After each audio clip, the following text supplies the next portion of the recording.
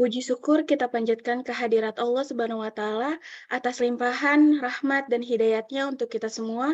Kita dapat menghadiri acara pada sore hari ini dalam rangka mencari ilmu, bersilaturahmi, dan bertatap muka di tempat yang mulia ini dalam keadaan aman fi amanillah dan sehat walafiat. Mudah saja, setiap langkah dapat membuahkan pahala bagi kita semua, bisa menjadi penghapus dosa dan pengangkat derajat di hadapan Allah Subhanahu wa Ta'ala. Amin, amin, amin ya Rabbal 'Alamin. Salawat dan salam tak lupa senantiasa tercurah untuk junjungan kita Nabi besar Muhammad Shallallahu Alaihi Wasallam, untuk teman, sahabatnya, para tabi'in, tabiut tabi'ahum, kepada kita semua, serta umat beliau yang selalu istiqomah berada di jalannya, yaitu jalan dakwah hingga akhir zaman, yang membuat kita sebagai uswatun hasanah. Yang kami hormati, dosen FEB UHAMKA, Ibu Mulyani Ngulan SEMAK. Yang kedua yang kami hormati, dosen FEB UHAMKA, Ibu Diah Purwandari SPD MPD. Yang kami hormati, Ibu RT Sawang Depok, Ibu Apri Porwati Ningsih ST, serta seluruh peserta panitia dan pengurus dalam rangkaian acara pengabdian kepada masyarakat dengan judul Strategi Pemasaran dan Pengelolaan Keuangan bagi UMKM Sawangan Depok. Agar acara hari ini dapat berjalan dengan lancar dan bermanfaat, marilah kita bersama-sama mengawalinya dengan membaca Bismillahirrahmanirrahim. Bismillahirrahmanirrahim. Kita akan memasuki acara yang pertama, yaitu sambutan oleh Ibu Mulyani Ngulan SEMAK. Kepadanya dipersilahkan. Baik, terima kasih Mbak Azura. Izin Bu RT, Bu Memdia, izin. Bismillahirrahmanirrahim. Assalamualaikum warahmatullahi wabarakatuh. Waalaikumsalam warahmatullahi wabarakatuh.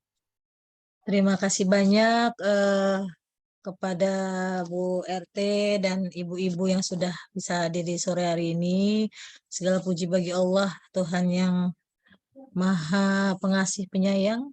Salawat dan salam semoga tetap tercurah kepada Rasulullah Muhammad SAW, serta keluarga, sahabat, dan pengikutnya yang setia hingga yaumil akhir. Semoga kita termasuk di dalamnya. Alhamdulillah, ini adalah pengabdian kepada masyarakat yang bisa dikatakan ketiga kali ya Bu Apri ya. Ketiga kali, alhamdulillah, kami dari UHAMKA sangat berbahagia bisa melaksanakan kegiatan kami kembali di lingkungan RT di klaster Jasmine, perumahan Sawangan Village, Bedahan Depok.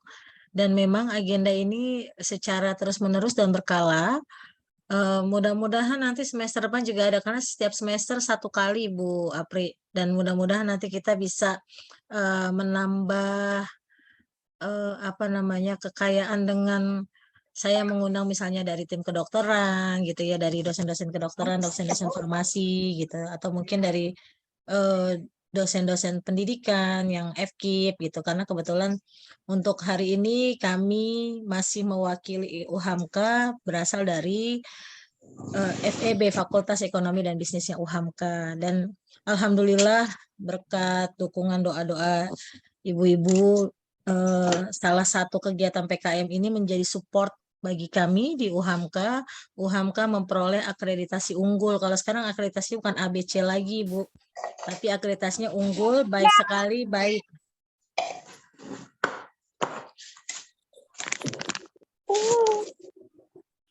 Mohon maaf Bapak Ibu, mohon maaf Ibu-ibu, ini sedang di rumah jadi ada sedikit iklan dari anak-anak. Baik, akreditasi unggul adalah merupakan akreditasi yang memang merupakan pencapaian prestasi dari pimpinan UHAMKA, Profesor Dr. Haji Gunawan Suryo Putro MHum. Di masa akhir jabatan beliau untuk periode ini, insya Allah nanti akan ada pemilihan rektor baru, Ibu Bapak Ibu, Ibu-ibu. Alhamdulillah ini hadiah yang luar biasa, kata beliau menyampaikan demikian. Baik, di UHAMKA sendiri kami ada banyak fakultas Bapak Ibu. Ini ibu-ibu semua ya. Yang pertama ada Fakultas Ekonomi dan Bisnis, kami ada memiliki 10 fakultas. Yang kedua ada FKIP, Fakultas Keguruan dan Ilmu Pendidikan. Kemudian ada farmasi, kemudian juga ada FIKES, Fakultas Ilmu Kesehatan, Fakultas Agama Islam, Fakultas Psikologi, kemudian Fakultas Kedokteran, dan Sekolah Pascasarjana. Alhamdulillah, UHAMKA satu-satunya perguruan tinggi swasta di Jakarta yang memang memiliki program studi S3 atau doktoral. Dan ini sudah disahkan dan kami sudah melaksanakan perkuliahan untuk program S3, menyusul insya Allah sedang dalam proses untuk jurusan farmasi. Untuk kemarin yang dibuka adalah jurusan Bahasa Indonesia. Sedikit iklan Bapak Ibu mohon maaf karena memang insya Allah di after pandemi ini ya mencari perguruan tinggi tidak mudah gitu, dan alhamdulillah insya Allah kalau ada kesempatan dari anak, mungkin keluarga dan sahabat, silahkan bergabung dengan UHAMKA. Baik, adapun salah satu program UHAMKA adalah pengabdian kepada masyarakat, dan insya Allah kami hari ini akan melaksanakan program tersebut nanti dibagi menjadi 2 kegiatan, yaitu seminar pengelolaan keuangan bagi UMKM dan juga pemasaran bagi UMKM. Mungkin itu saja Mbak Azura, terima kasih banyak waktunya. Yang dari saya, Assalamualaikum warahmatullahi wabarakatuh. Waalaikumsalam warahmatullahi wabarakatuh. Terima kasih Bulan atas sambutannya. Selanjutnya sambutan oleh Ibu Apri Porwatiningsih ST, kepadanya dipersilahkan. Bismillahirrahmanirrahim. Assalamualaikum warahmatullahi wabarakatuh. Waalaikumsalam warahmatullahi wabarakatuh. Waalaikumsalam warahmatullahi Bismillahirrahmanirrahim. Kita panjatkan kepada Allah Subhanahu wa Ta'ala, di mana pada hari ini kita bisa menghadiri acara seminar melalui online, melalui via Zoom dalam kondisi yang semuanya ya ibu-ibu ya, alhamdulillah. Pertama-tama saya ucapkan terima kasih kepada tim UHAMKA, kepada Ibu Wulan, Ibu Diah, dan Mbak Azura ya. Ini saya nama lengkapnya nggak hafal ya. Terima kasih. Saya mewakili dari ibu-ibu klaster Jasmine mengucapkan terima kasih yang sebesar-besarnya kepada tim UHAMKA yang selalu memberikan acara semacam kayak seminar ya, menambah pengetahuan untuk ibu-ibu di klaster Jasmine ini udah ketiga kalinya ya Bu Wulan ya, dengan narasumber yang berbeda-beda gitu ya. Kemarin ada yang bapak-bapak juga ya, sekarang ada yang ibu-ibu juga. Ya. Semoga ilmu yang disampaikan itu menjadi ilmu yang bermanfaat dan menjadi amal jariah ya Bu ya nantinya. Terima kasih. Dan juga terima kasih yang sebanyak-banyaknya kepada ibu-ibu yang bersedia saya ikutkan ya. Sebenarnya itu masih banyak Bu Wulan, Bu Diah ya, ibu-ibu pelaku UMKM di sini. Tapi kan beberapa di antaranya memang nggak familiar dengan yang namanya Zoom ya. Jadi memang saya pilih orang-orang yang sudah familiar dengan HP, dengan Zoom seperti itu gitu. Semoga apa yang disampaikan oleh tim UHAMKA itu manfaat pada kita semua, menambah pengetahuan kepada kita semua. Cukup sekian dari saya. Apabila ada salah-salah kata, saya mohon maaf. Assalamualaikum warahmatullahi wabarakatuh. Waalaikumsalam warahmatullahi wabarakatuh. Terima kasih kepada Ibu Apri atas sambutannya.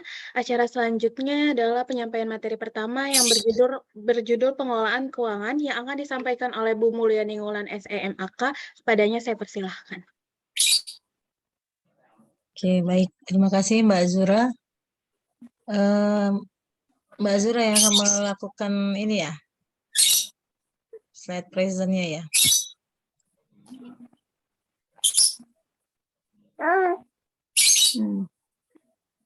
Sudah kelihatan belum Bu? Di saya sudah, di ibu-ibu sudah belum? Udah Bu. Di slideshow Mbak Azura jadi Mbak Apri tuh, mau manggil Mbak Apri.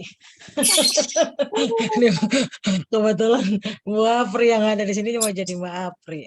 Kemarin juga ada yang Apri ya, Bu, ya namanya. April, Bu, kemarin. Kebetulan beliau hari ini sedang ada kegiatan, jadi nggak bisa bergabung, Bu. Oke, baik. Bismillahirrahmanirrahim. Ini lebih kepada materi hari ini lebih kepada bertemakan pengelolaan keuangan bagi UMKM. Ibu-ibu memang bidang saya terkait dengan UMKM.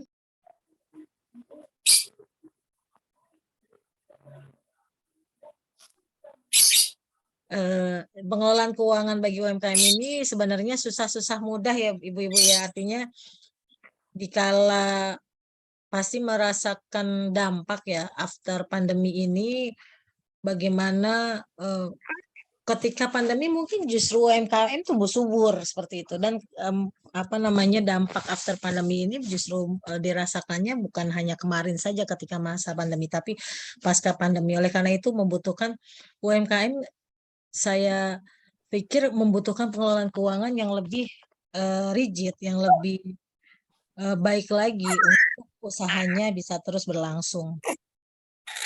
Next, Mbak Azura, silakan. Nah, ini ada prinsip dasar pengelolaan keuangan. Yang pertama, seperti yang pernah saya sampaikan sebelumnya, ibu-ibu di pertemuan sebelumnya, bahwa inti utama usaha adalah mau dan atau bisa memisahkan uang pribadi dengan uang usaha. Jadi memang harus mau, ibu-ibu. Kenapa? Karena memang kalau tidak ada kemauan, ini ketika dananya tercampur merasa, ini dana saya gitu, ini adalah uang saya, ini adalah uang hasil usaha saya, maka hasil usaha itu tidak akan bisa berputar seperti itu, karena keuntungan atau modal akan kita gunakan secara perlahan-lahan, sedikit-sedikit, lama-lama menjadi habis. Jadi itu alasan kenapa mau, dan saya katakan mau dan atau bisa memisahkan uang pribadi dengan uang usaha. Yang kedua, adanya kemauan untuk berubah dan belajar mengenai ilmu pembukuan atau pencatatan keuangan. Jadi memang minimal dasarnya saja, dasarnya, Bu, saya nggak ngerti akuntansi, is okay, berarti dasar uang kas masuk dan uang kas keluar, seperti itu. Nah, yang ketiga, mau menerapkan ilmu yang telah didapat dan difahami secara konsisten. Dan ini yang saya bilang susah-susah gampang. Konsistensi itu adalah memang temannya pengusaha yang memang maju, seperti itu, ibu-ibu. Karena kalau kita belajar dari pengusaha-pengusaha pemula atau startup bisnis yang memang sekarang anak-anak muda itu mungkin income-nya menjadi sudah miliaran ya. Sebut saja pengelola makaroni yang ada di Depok itu, yang namanya menurut saya kurang pas banget, tapi itu income-nya luar biasa seperti itu. Bisa sampai 60 juta per bulan. Kemudian bakso bujangan itu sempat juga booming ya, ibu-ibu. Itu income-nya luar biasa, banyak sekali. Dan ada industri rumahan, yang industri kecil, keripik, yang memang dia income-nya per bulan itu juga menembus pasar yang luar biasa, sehingga menghasilkan income sekitar di atas 10 jutaan per bulan gitu. Dan ini adalah anak-anak muda. Kita bisa mencontoh mereka. Memang anak-anak muda itu adalah welcome gadget, sementara kita sebagaimana yang Bu Apri sampaikan tadi itu untuk gadget itu agak-agak khawatir, takut-takut gitu ya kalau menggunakan gadget, sehingga mungkin peluang untuk pemasaran menjadi lebih sedikit seperti itu. Nah, nanti akan dijelaskan juga mengenai sedikit ilmu pemasaran dari Bu Dia. Yang terakhir adalah mau disiplin melakukan pembukuan secara teratur. Ini yang terpenting. Pengeluaran sedikit apapun, sebesar atau sekecil apapun, ini dilakukan pembukuan secara teratur. Jadi kita tahu bahwa sebenarnya kita mendapatkan margin atau laba atau enggak ya. Misalnya dapat uangnya ketika penjualan, misalnya Bu Dina menjual sosis Solo ya Bu ya. Sehari ini berapa ya? Oh iya, sehari ini misalnya menjual 30 gitu. Modalnya berapa? Ketika memang dipisahkan antara modal itu, nanti bisa terlihat dalam jangka waktu 1 pekan. Kira-kira keuntungan saya 1 pekan berapa? 2 pekan berapa? Seperti itu. Next. Nah, apa itu pembukuan? Ini sebenarnya sudah pernah saya sampaikan. Pembukuan itu adalah merupakan kegiatan menuliskan atau mencatatkan semua aktivitas keuangan dalam usaha. Dan kalau di dalam ekonomi sendiri ini dikenalnya ilmunya adalah ilmu akuntansi. Kemudian yang kedua merupakan kegiatan pencatatan keuangan dengan satu kaidah standar baku agar dapat dipahami oleh semua pihak yang membutuhkan, baik pemilik, investor yang membiayai usaha kita, kreditur yang meminjamkan dana kepada kita, bank atau lembaga keuangan yang memang mensupport usaha kita. Next. Apa untungnya melakukan pembukuan, Ibu-ibu? Yang pertama, kita dapat mengawasi, mengontrol uang yang masuk dan uang yang keluar, baik secara tunai maupun non-tunai. Kemudian kita juga bisa mengontrol kinerja usaha kita gimana. Pendapatan kita berapa, dari penjualan kita berapa ya, pendapatan atau penjualan kita berapa, kemudian biaya pemasukan atau pengeluarannya berapa, kemudian keuntungan atau kerugian usahanya berapa.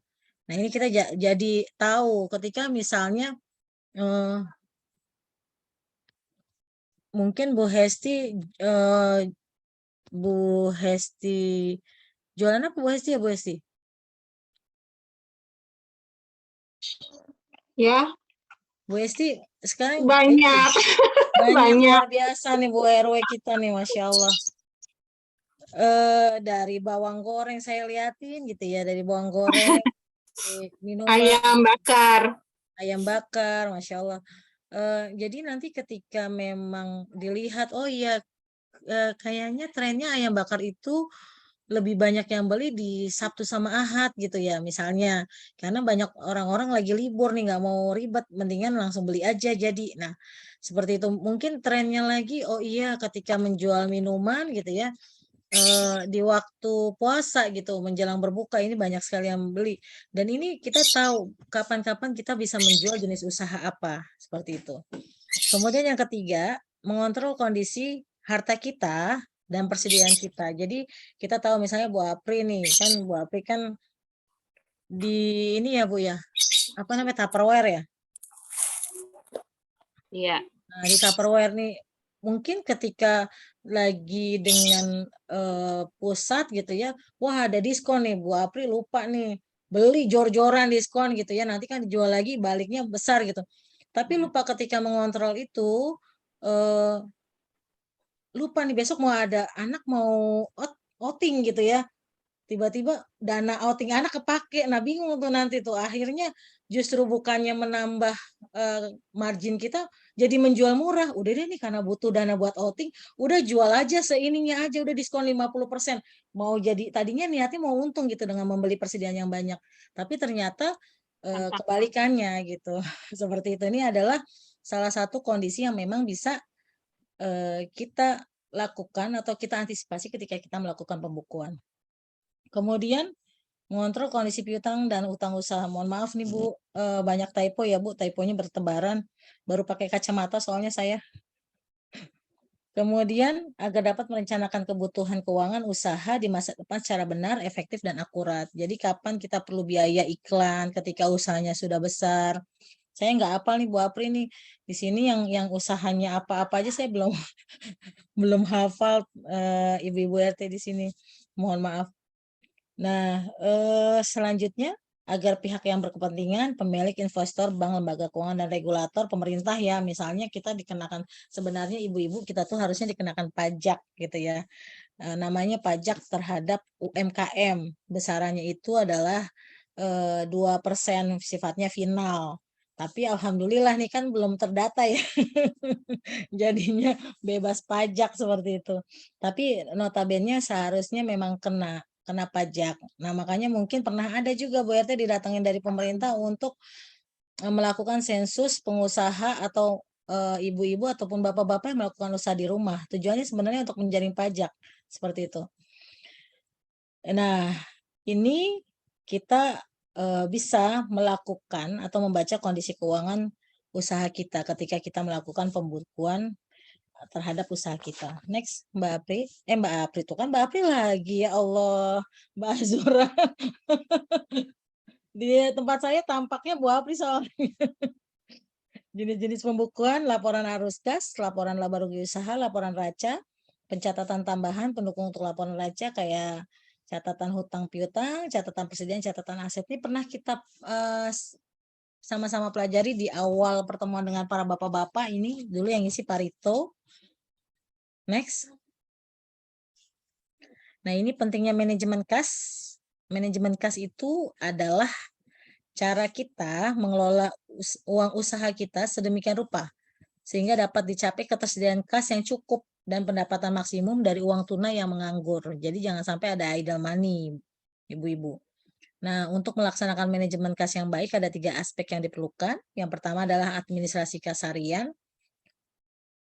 Ini adalah tertib administrasi penerimaan dan pengeluaran kas serta membuat saldo akhir hari ini minus atau plus ya gitu. Jadi kita tahu bahwa kondisi kas kita itu berapa sih besarnya. Kemudian anggaran kas. Anggaran kas ini perencanaan kas untuk satu periode tertentu untuk menghindari kondisi kas jadi defisit atau bahkan berlebih. Ini nggak boleh juga defisit, nggak boleh, berlebih juga nggak boleh gitu ya. Kalau berlebih yang disayangkan adalah kas kita menjadi tidak optimal. Kemudian yang ketiga, persediaan saldo kas. Satu besaran saldo kas tertentu minimal kas atau net kas bersih kita yang disimpan disisihkan untuk antisipasi keperluan kas di luar anggaran kas. Misalnya saja siapa ya? Bu Dian Siska, usahanya apa Bu Dian Siska? Sekarang skincare, Bun. Skincare. Tapi logam mulia sebenarnya tetap. Cuma kalau di logam itu kan dibatasin, Bun, Mas. Artinya kan saya logam mulia itu hanya reseller. Kalau itu agen itu misalkan satu sawangan gitu ya, itu hanya boleh ada satu. Jadi kurang. Jadi saya insya Allah agen Zarina Skincare, Bun. Jadi ini juga masih baru, alhamdulillah kerjasama dengan teman dokter juga.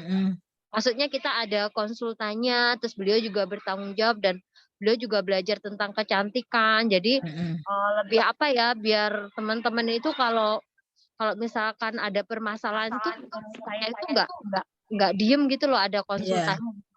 Betul. Berarti sudah melakukan diversifikasi produk seperti Bu Esti tadi ya. Maksudnya gimana, Bun? Diversifikasi produk itu adalah penjualannya bukan hanya satu saja, bukan kan kalau kemarin kan LM ya. Oh iya.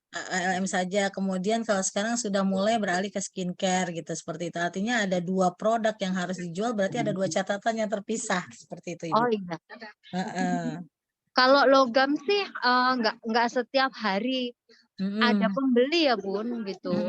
Maksudnya jadinya kayak keuntungannya belum ini malah skincare ya alhamdulillah itu ada aja gitu, Bun. Malah yang ini ya, itu skincare-nya dari herbal ya, Bu ya? Jadi bahan aktifnya lebih banyak herbalnya dibandingkan dengan kimianya, Bun. Jadi kalau misalkan 100% tanpa pengawet nggak mungkin, pasti akan busuk ya. Betul. Jadi, tapi kita lebih banyak kandungan herbalnya dibanding dengan yang di pasaran gitu. Memang kayaknya belum ada deh. Nah, mending yang seperti ini, Bu. Betul. Nah, ini adalah salah satu strategi marketing yang memang diungkapkan. Nggak mungkin betul make up itu atau mungkin skincare itu tanpa bahan pengawet gitu, nggak mungkin. Tapi bagaimana bahan pengawet itu komposisinya menjadi tepat dan tidak bermasalah untuk kulit gitu ya. Nah, ini adalah salah satu memang yang bisa digunakan untuk proses pemasaran. Lebih baik jujur begini, Bu, karena kan banyak yang bilang nggak pakai bahan pengawet, nggak tahu ya. Kita sama-sama tahu nggak mungkin gitu ya. Nggak mungkin, Bun.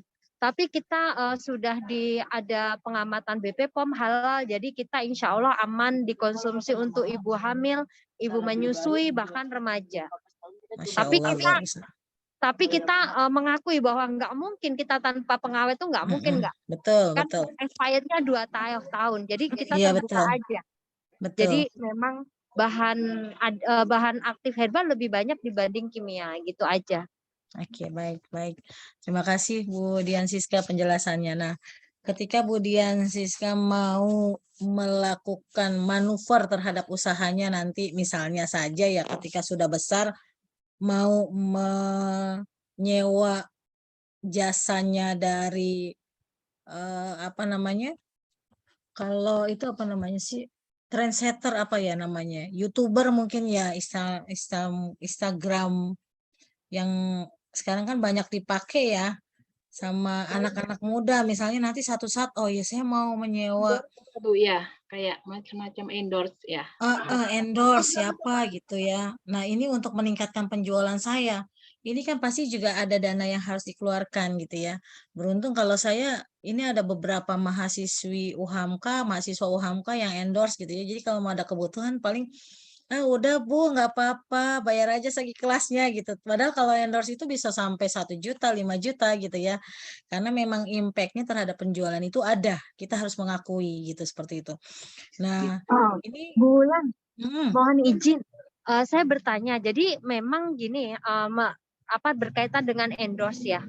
Jadi mm, kita sepakat. Jadi saya serta sang owner, Dr. Ella, yang di mm, Zarina itu sepakat. Kita memang sengaja tidak mengendorse artis atau orang-orang yang memang tidak menggunakan produk kami.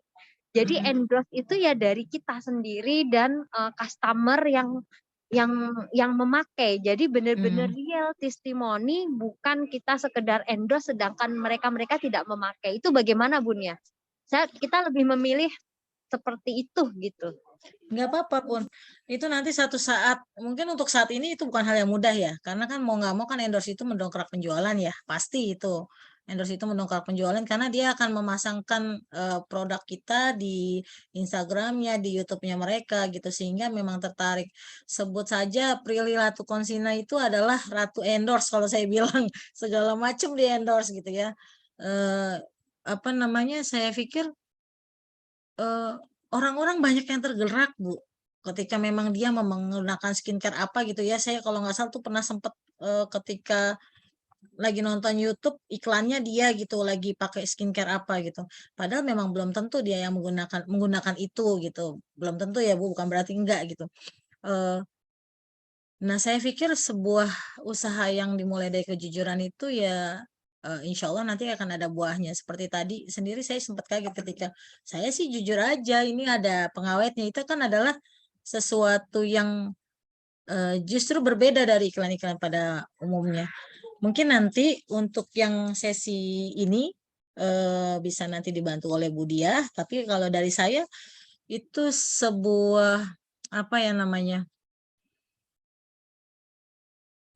Keinginan dari Bunda Dian dan juga owner untuk melakukan proses jual beli yang lebih jujur ya. Menurut saya untuk saat ini penting Bu, gitu seperti itu nggak apa-apa. Asal yang endorse pengguna skincare ibu itu mau menjadi endorse gitu loh maksud saya, mau membantu mengiklankan agar mendongkrak penjualan. Karena biar bagaimanapun iklan itu penting untuk sebuah produk seperti itu. Mungkin itu Bu Dian. Saya lanjut boleh? Boleh, terima kasih Bu Oke, Wulan. sama-sama Bu Dian. Ayo lanjut Neng Azura. Nah, ini keuntungan perencanaan arus kas. Yang pertama adanya sistem peringatan dini jika ada kekurangan uang. Jadi kalau kita punya cash budget itu kita jelas. Misalnya untuk bulan biasanya mungkin Bu Apri tinggi-tingginya penjualan itu adalah pada saat liburan sekolah gitu ya. Kalau Bu Fida dan Bu Dahlia mungkin tinggi-tingginya penjualan adalah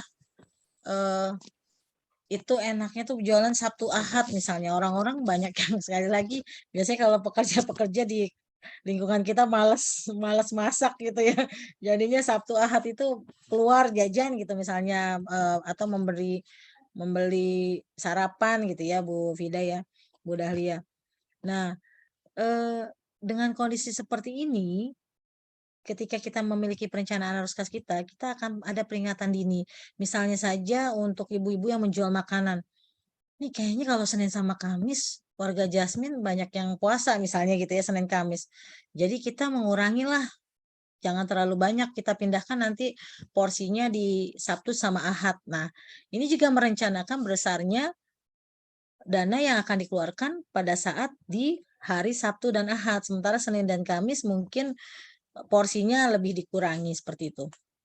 Yang kedua adanya kontrol penggunaan uang secara lebih baik dan jelas. Jadi Yang pasti uang itu adalah memiliki sifat liquid. Dia mudah banget berpindah tangan. Dia nggak punya pemilik. Siapapun yang menemukan di jalanan itu adalah pemiliknya. Itu uang. Nah, oleh karena itu kita perlu mengontrol penggunaan uang agar dia tidak mudah hilang gitu karena sifatnya yang liquid. Seperti itu. Jadi yang saya bilang tadi, dia juga nggak bisa terlalu kecil, nggak bisa defisit, dan juga tidak boleh terlalu besar uang di tangan. Kalau kita ibu-ibu kalau punya uang di tangan udah buru-buru kayaknya pengen ke Indomaret aja gitu ya. Tiba-tiba pengen ke apa namanya, yang pasti ada aja di rumah itu udah masak, tiba-tiba yuk kita makan bakso nak yuk gitu. Karena ada uang di dompetnya gitu yang berlebih. Tapi kalau misalnya uangnya misalnya taruh 50.000, selebihnya diletakkan di bank misalnya. Pasti mikir juga mau ngajakin makan bakso 50.000, ntar kurang nih, udah nggak usah. Kita bikin Indomie aja di rumah nak ya. Biasanya begitu. Oke. Yang ketiga, dapat mengantisipasi dan mencari solusi terhadap permasalahan kas sebelum hal tersebut terjadi. Jadi kalau misalnya memang ada permasalahan kas, kita sebagai contoh kita punya tabungan. Ketika sebagian dana kita di saving di bank, jadi kita tidak terlalu gagap ketika terjadi masalah terhadap kas kita. Yang terakhir, memiliki uang kas tunai pada saat dibutuhkan. Nah, sekali lagi ibu-ibu, bahwa kas ini tidak boleh terlalu besar di tangan karena sifat liquid, dan memang sifat perempuan memang ya, yang memang salah satu hobi dan ciri khas perempuan adalah belanja gitu. Nah, ini kita perlu antisipasi, benar-benar merencanakan jangan sampai over pengeluarannya. Saya belajar dari ibu saya itu punya amplop-amplop gitu ya ketika gajian gitu ya. Ini amplop untuk ini, amplop untuk ini, amplop untuk ini. Dan beliau termasuk yang cukup disiplin gitu. Jadi alhamdulillah saya belajar dari situ, meskipun kadang-kadang saya suka keteteran juga, artinya nggak bisa disiplin beliau gitu, seperti itu. Oke, next. Oke, baik, ibu-ibu, itu presentasi dari saya. Mbak Azura, ini presentasi Bu Memdia dulu baru tanya jawab atau gimana Mbak Azura? Presentasi dari Memdia dulu, nanti untuk tanya jawabnya di akhir ya, Bulan. Oke. Oke. Terima kasih banyak Mbak Azura. Terima kasih kepada Bulan yang telah menyampaikan materi pertama. Sekarang kita akan lanjut ke acara berikutnya, yaitu pemaparan materi kedua yang berjudul Strategi Pemasaran Produk oleh Ibu Diah Purwandari SPD MPD. Kepadanya saya persilakan. Sebentar ya, Bu.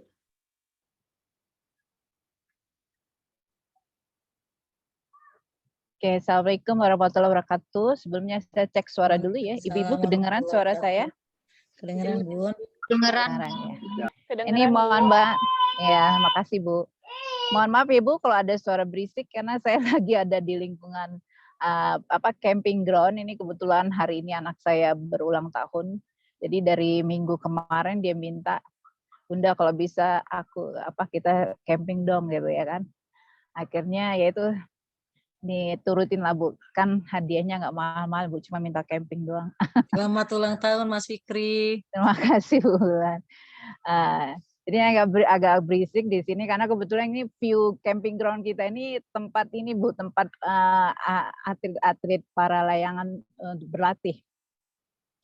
Dan di tengah-tengah kebun teh lagi. Boleh di-share kapan-kapan Bu, kita main ke sana. Nanti Bu kalau saya dapat endorsean dari tempat ini ya Bu. Masya Allah. Oke, alright, bismillahirrahmanirrahim. Baik Ibu-ibu semua, ketemu untuk kedua kalinya ya dengan saya.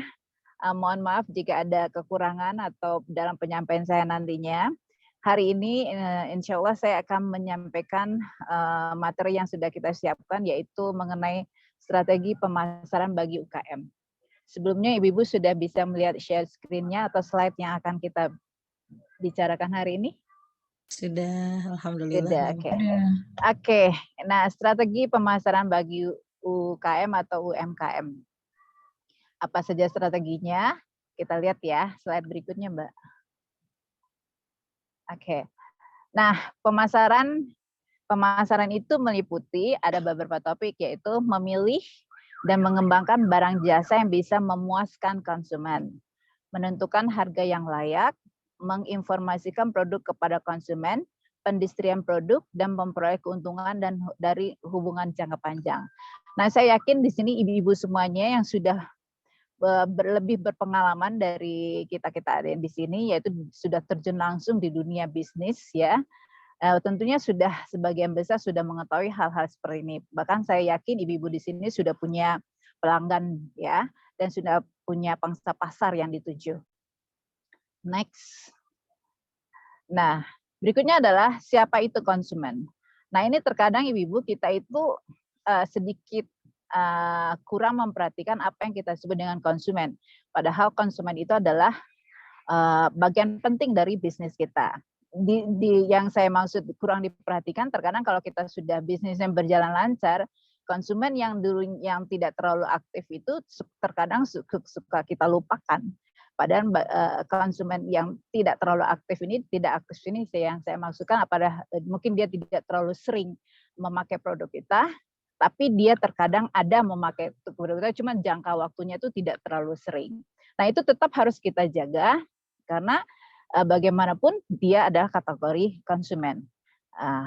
Sekali lagi saya tegaskan kalau konsumen ini adalah orang yang kita anggap paling penting dalam usaha kita. Nah, tidak tergantung pada Anda, namun usaha Anda tergantung pada mereka. Nah, ini jadi makanya ada istilah yang mengatakan pelanggan adalah raja. Ya, jadi kita harus mengutamakan apa yang disebut dengan pelanggan, baik pelanggan yang aktif ataupun yang tidak aktif. Nah, tujuan dari usaha kita itu apa? Dan bukan pihak yang perlu diajak berdebat. Nah, berdebat di sini misalnya jika konsumen kita itu biasa Ibu, konsumen itu kan mereka terkadang suka memberikan kritikan terhadap apa yang barang yang kita dagangkan. Nah, tapi kita anggap aja kritikan itu adalah suatu tantangan. Ya. Nah, bagaimana kita menghadapinya? Jadi jangan langsung dipatahkan. Bisa jadi kritikannya itu tidak yang sebenarnya. Mungkin dia hanya sekedar mencari kesalahan. Tapi itu harus tetap kita anggap suatu hal yang penting untuk kita hadapi. Konsumen itu adalah orang yang menyampaikan keinginan dan kebutuhannya kepada Anda. Nah, jadi walaupun kita sudah punya pelanggan tetap harus kita tanyakan bagaimana apakah dia the satisfaction of using our product. Jadi kepuasannya dia dalam menggunakan produk kita. Next, please. Nah, segmentasi pasar yang diperlukan karena sumber daya yang kita miliki terbatas, di mana kita bisa melayani semua lapisan masyarakat. Manfaatnya apa? Yaitu kita dapat manfaat dari tenaga, uang, material, dan waktu bisa dikelola secara efektif. Nah, saya yakin ibu-ibu di sini kalau dalam soal tenaga, uang, material itu sudah pakarnya ya. Karena sudah memulai bisnisnya bukan dari awal-awal, sudah dari mungkin lebih lama dari yang dari sebelumnya. Mengembangkan produk yang benar-benar cocok dengan selera konsumen. Nah, jadi seperti tadi, maaf saya lupa tadi ibu siapa yang menjual produk skincare tadi. Nah, ibu ini saya lihat berarti dia pintar. Budian Hesti. Budian Hesti. Ya. Budian, berarti Budian ini pintar sekali. Dia karena produk skincare itu kan sudah banyak di pasaran ya kan? Dian Siska. Maaf ya Budian, saya tidak hafal namanya. Ada dua Ibu Dian di sini, Dian Hesti sama Dian Siska. Oke. Jadi maaf Ibu, ini saya kan Zoom-nya pakai handphone jadi nggak begitu terlihat. Jadi maaf ya Bu kalau saya salah menyebutkan nama. Nah, saya amati tadi bahwa Ibu pintar sekali mencari pasar, di mana kita tahu kalau produk skincare ini kan sudah banyak sekali di pasar. Malahan kalau kita lihat di medsos itu paling banyak itu produk skincare ya. Yes. Padahal terus saya juga kalau tanya mahasiswa saya, itu mereka itu dalam usia menurut saya belum saatnya mereka memikirkan perawatan, itu sudah menggunakan produk-produk yang mungkin untuk usia yang bukan untuk mereka gitu ya, saking karena jor-jornya sekali iklan mengenai skincare tersebut. Nah, untuk itu ketika Ibu memilih produk skincare, nah Ibu jitu melihat apa sih yang agak sedikit beda dari skincare Bu. Jadi bukan hanya kalau menurut saya sih sebagai konsumen ya, kalau produk itu kan rata-rata, apalagi skincare itu rata-rata sama ya, untuk perawatan muka, untuk anti-aging, segala macam ya kan. Tetapi ada nilai jual lain yang harus kita cari. Apa? Yaitu apakah dari bentuk kegunaannya ada sedikit positif yang lebih dibanding yang lain. Kalau menurut saya itu Bu sebenarnya hanya di ini ya, nanti kalau mungkin suatu saat nanti bisa Bu Wulan mencarikan materi mengenai bagaimana sih kata atau kalimat yang bisa membuat konsumen itu berpaling dari produk yang lain gitu lah. Kata yang simple tapi membuat mereka ingat gitu lah ya. Terus kemudian memilih metode promosi yang paling tepat. Nah, kalau bidang promosi ini kita pasti kalah bersaing dengan produsen-produsen yang besar ya Bu ya. Tapi kita nggak peduli deh Bu. Saya yakin dari sekian banyak penduduk Indonesia ini pasti adalah atau yang ada di wilayah perumahan Ibu misalnya dari sekian ratus warga. Masa tidak bisa dapat sekitar 20-30 orang gitu ya untuk memperkenalkan promosi produk ibu-ibu sekalian. Berikutnya, kita masuk dengan strategi bauran pemasaran, yaitu strategi pertama, produk apa yang dibutuhkan konsumen. Nah, misalnya, kalau misalnya di lingkungan kampus, kalau saya ingin melakukan bisnis, mungkin saya tidak akan menjual makanan masakan, karena kalau masakan biasanya larinya ke ibu-ibu rumah tangga ya. Apalagi sekarang ibu-ibu rumah tangga walaupun disebut ibu rumah tangga terkadang bete ya Bu kalau masak setiap hari, pengen sehari sesuatu yang lain, pingin ya Bu sekali-sekali me time di rumah gitu, nggak ngapa-ngapain, nggak bikirin masakan, totonya sudah terhidang aja di meja makan. Nah kalau di lingkungan misalnya di kampus, produk apa yang dibutuhkan oleh konsumen saya? Nah bisa saja kalau mahasiswa itu kan senang dengan hal-hal yang terbaru gitu loh. Misalnya kalau temennya pakai eyeliner yang ini, berarti dia juga harus pakai gini. Itu pengaruh medsos itu tinggi sekali Bu. Mau pakai hijab juga, segala macam jenis hijab, ya kan. Nah itu kita harus bisa melihat kira-kira yang paling dikejar itu apa. Apakah misalnya penggunaan bros. Bros itu kalau mau bros yang gede-gede, remaja-remaja nggak mau pakai Bu. Karena katanya kayak emak-emak gitu ya kan. Pasti mereka bros yang menggambarkan kepribadiannya mereka, usianya.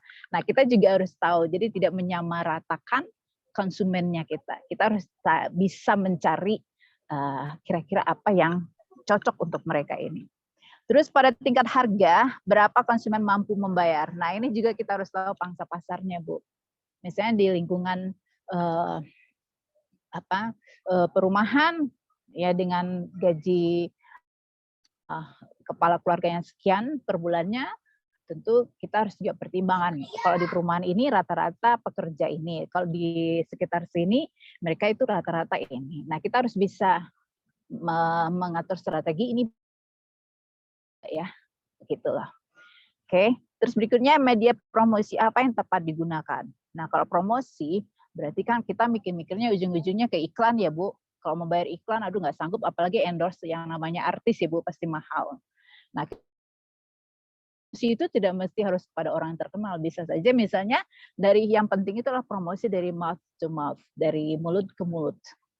Jadi kalau satu orang sudah merasa puas, lalu dia kemudian ngobrol dengan orang lain, nah terus penasaran ya orang yang diajak ngobrolnya, mereka akan cari tahu gitulah. Terus kemudian tempat di mana produk tersebut dapat diperoleh dengan mudah. Nah ini yang paling penting juga Bu.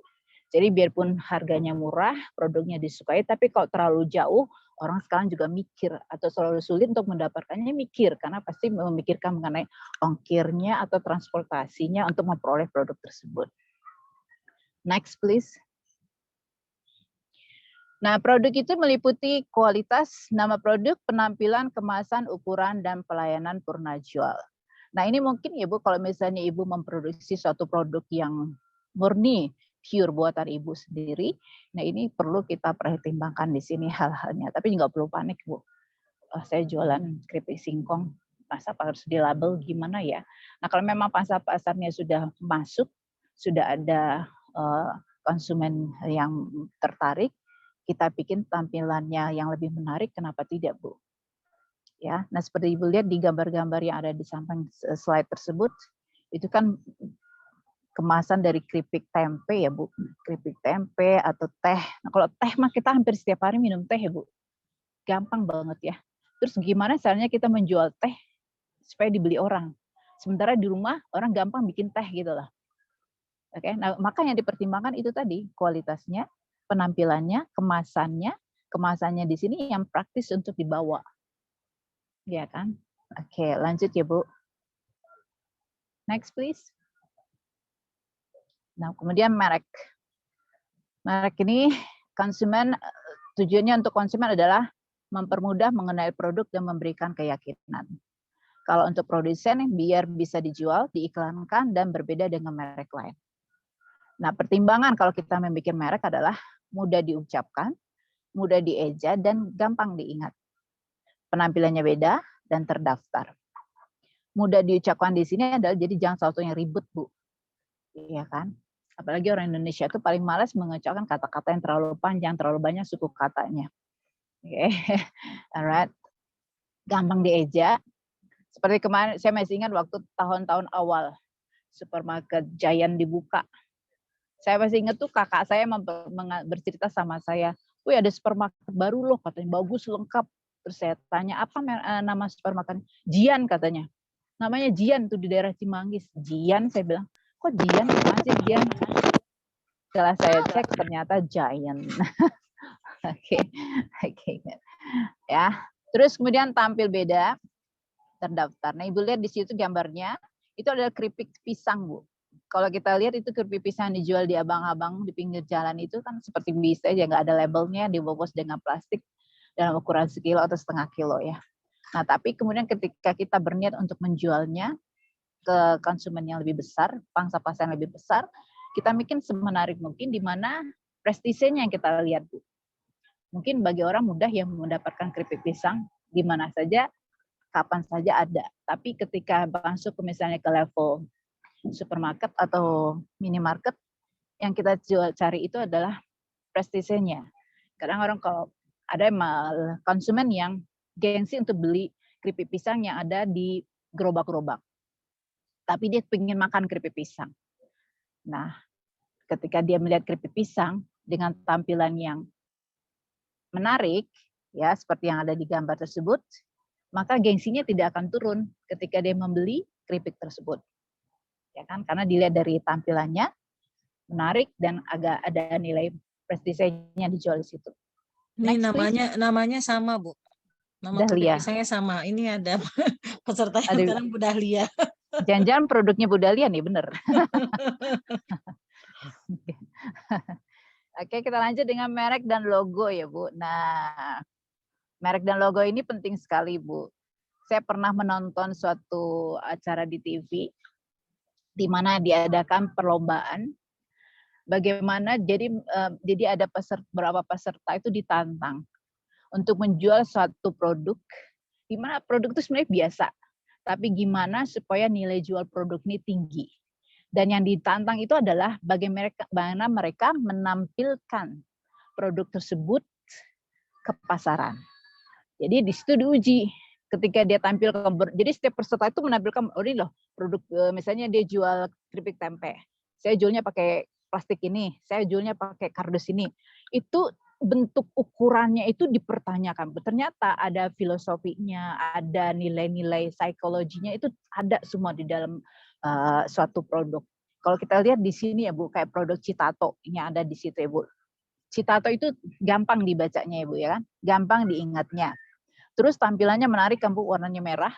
Terus gambar keripik kentangnya itu benar-benar eye catching. Eye catching itu maksudnya kalau kita ngelihat di deretan rak-rak di minimarket itu gampang terlihatnya gitu.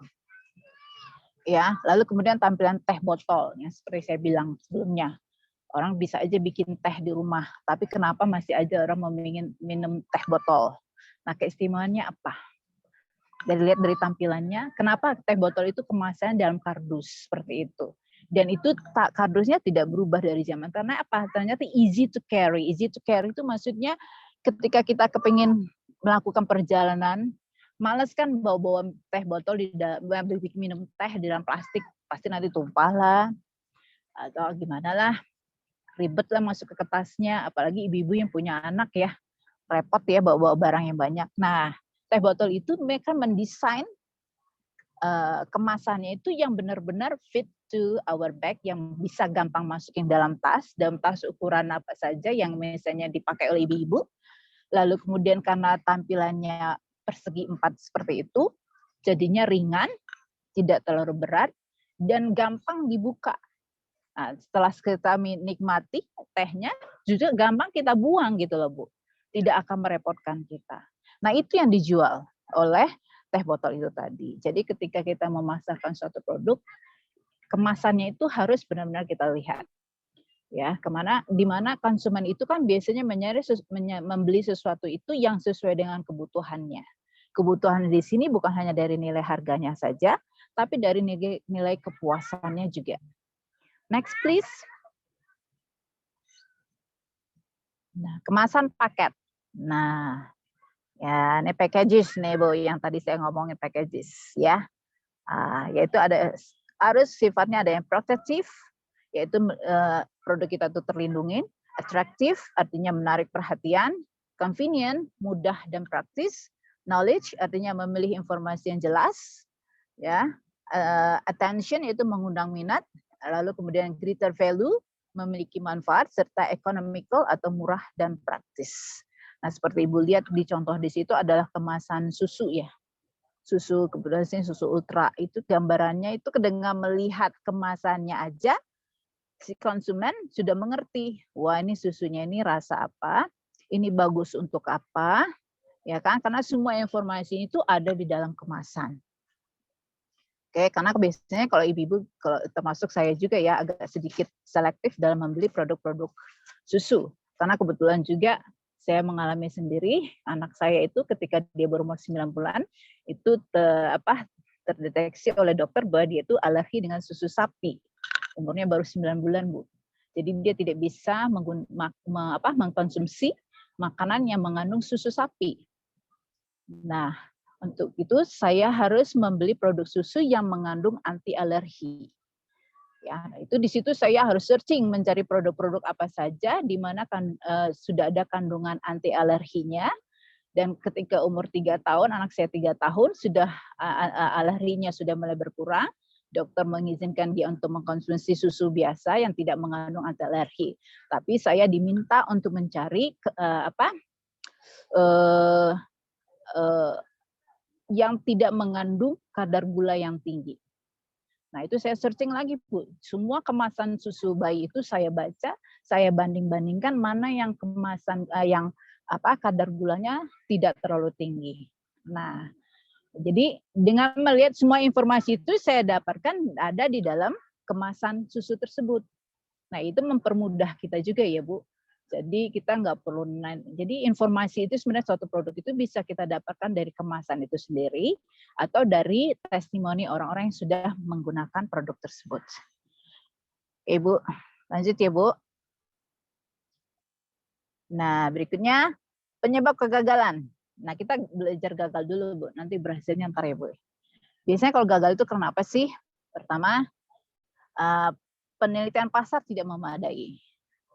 Ya mungkin kita searchingnya kurang terlalu mendalam, jadi cepat puas, ya kan. Lalu kemudian kualitas dan penampilan jelek, nah, terus kemudian tidak menawarkan keuntungan lebih dari pesaing, biaya lebih mahal dari yang diperkirakan, peluncuran yang tidak tepat waktu, ya misalnya di masa-masa yang lagi harga cabai dan bawang yang lagi tinggi ini, mungkin ibu-ibu akan lebih selektif untuk membelanja ya Bu, mengeluarkan uang belanjanya. Nah, kita harus, atau di bulan Juli ini, seperti bulan Juli ini, itu kan ibu-ibu biasanya fokus kepada uang sekolah anak-anak ya, yang tahun ajaran baru. Nah, ketika bulan Juli, janganlah kita mungkin memasarkan produk kita, karena ibu-ibu di situ agak ribet mengatur keuangan. Lebih mendahulukan yang namanya sekolah anak dulu. Sekolah anak dan belanja dapur. Oke. Nah, itu timingnya harus kita perhatikan. Berikutnya adalah salah memperhitungkan besarnya pasar dan konsumen. Lalu juga tidak cukup iklan dan promosi. Nah, lanjut ya Bu, nanti sesi pertanyaan aja kita bahas satu-satu. Oke, sekarang penyebab berhasilan. Nah, kalau tadi kegagalan, kalau berhasilan, kenapa produk kita dipandang berhasil jika memberikan kepuasan konsumen? Produk unggul dan lebih murah. Murah di sini bukan berarti dimurah-murahkan ya Bu. Murah di sini dalam kategori bahwa kita bisa, di mana kita masih bisa untung Bu. Jangan murah-murah kita rugi gitu loh Bu. Ya. Lalu kemudian penjualan dan distribusi yang tepat, promosi yang tepat, pasar yang menguntungkan, penyebab kegagalan dan keberhasilan produk baru. Jadi kalaupun misalnya dalam bisnis itu saya yakin ada jatuh bangunnya ya Bu. Jadi bukan hanya dalam lagu dangdutnya si Christina aja jatuh bangun ya Bu. Dalam bisnis juga pasti ada jatuh bangunnya. Ya. Nah, itu harus ketika kita jatuh, kita cari tahu ini saya jatuh kenapa ya? Apa yang harus saya tambahi ya? Apa yang harus saya kurangi ya? Apa yang harus saya perhatikan lebih detail ya? Nah, untuk itu, untuk mencapai yang namanya keberhasilan. Oke. Nah, sampai saya rasa sampai di situ saja slide yang saya terangkan. Mungkin waktunya untuk tanya jawab kali ya Bu Wulan, Mbak Azura. Iya Bu. Silakan. Sebelumnya terima kasih kepada Mem Diah atas penyampaian materinya. Selanjutnya saya buka sesi tanya jawab ya. Untuk ibu-ibu silakan jika ingin bertanya kepada Bulan atau Mem Diah, saya persilahkan.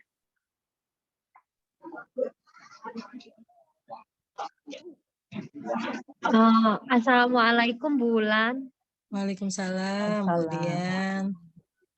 Ini saya terkait tadi ya, Bu Wulan menerangkan kayak kas, terus kemudian pemisahan uang, terus kemudian disendirikan antara modal dengan apa gitu tadi ya Bu Wulan, jadi akan kelihatan nanti profitnya ya gitu.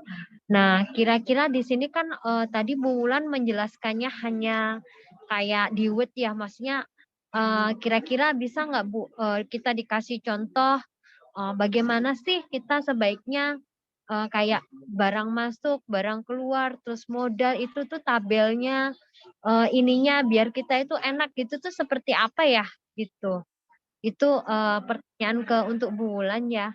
Terus kemudian kalau untuk Bu Diah Purwandari, untuk media promosi ya Bun, kan kita produknya ini masih baru banget dan memang baru ya kurang lebih 1 tahunan lah.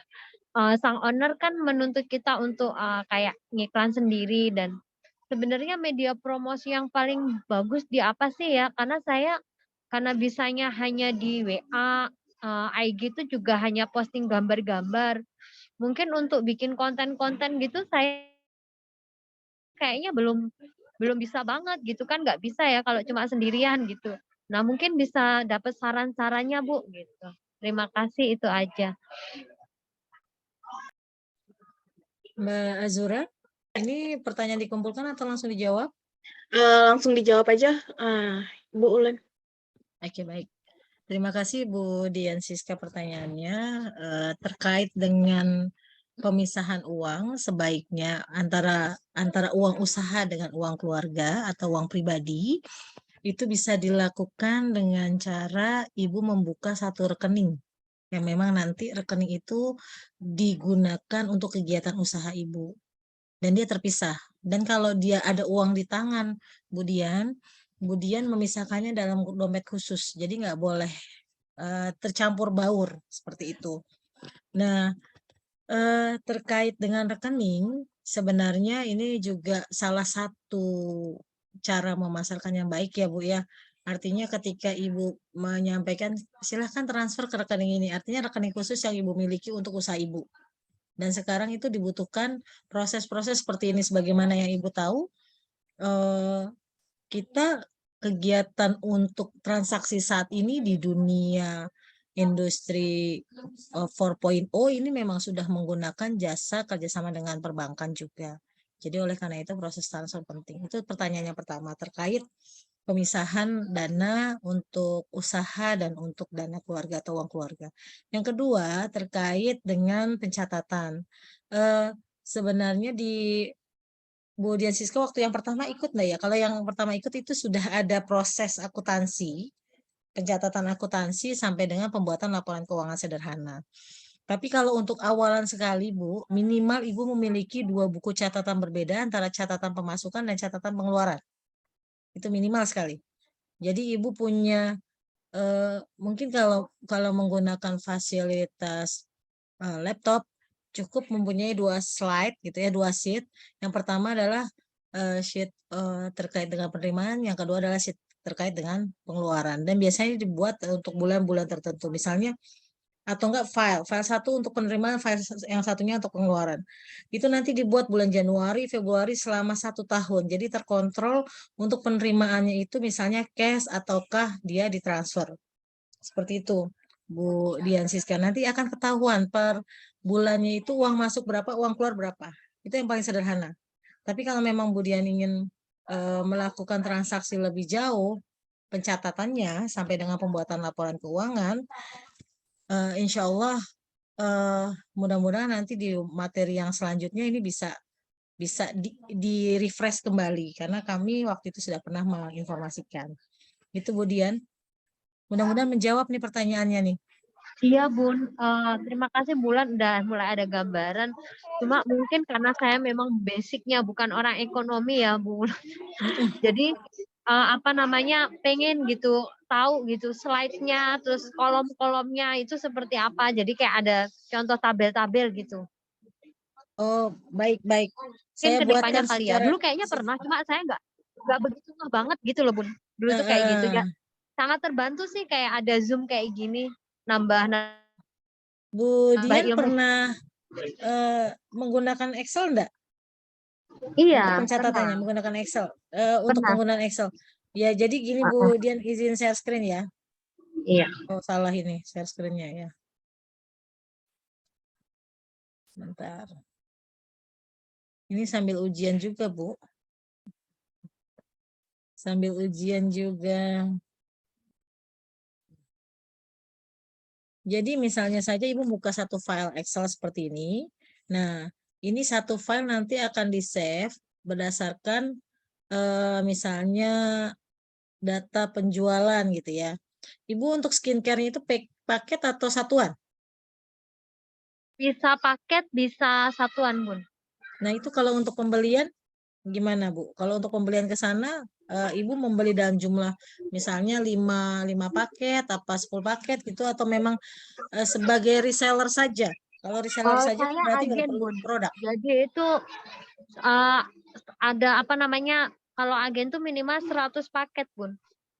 100 paket Minimal. gitu ya. Tapi kita ada kayak penyimpanan di sistem. Jadi nggak semua saya kirim ke Depok itu kan terkait penyimpanan dan itu enggak. Jadi paling saya ambil berapa gitu, misalkan 30 atau 40 gitu, lainnya saya keep di sistem gitu. Kurang lebih seperti itu. Oke, baik. Jadi dari pusat harus dengan paket, tapi nanti ketika kita memasarkan ke bawah, kita itu bisa satuan, Bun.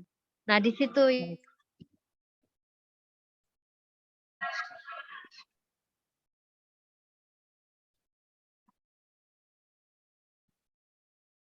mungkin kalau untuk desain usaha Ibu ya, ini bisa seperti ini, nama konsumen, jenis pembelian, harga.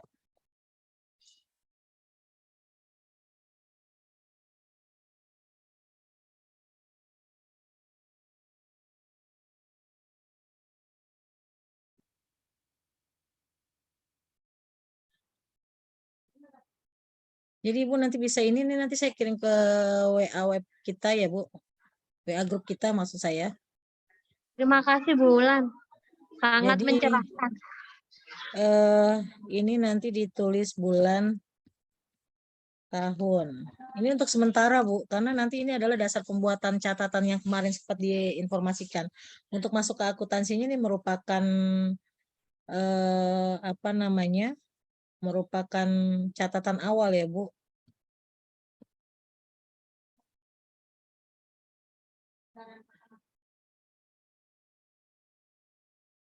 Saya juga pernah punya usaha, Bu. Itu saya salah nih. Itu saya pernah punya usaha itu sampai apa namanya, yang beli konsumennya itu dari pemerintah gitu ya. Saya pernah punya PT, cuma karena nggak dikelola dengan baik ya, wassalam.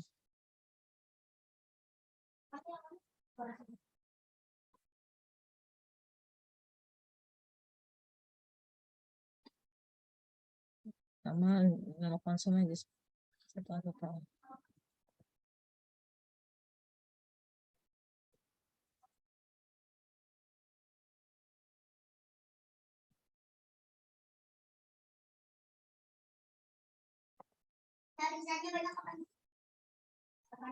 Oke, ini mungkin saya buatkan Bu untuk sementara.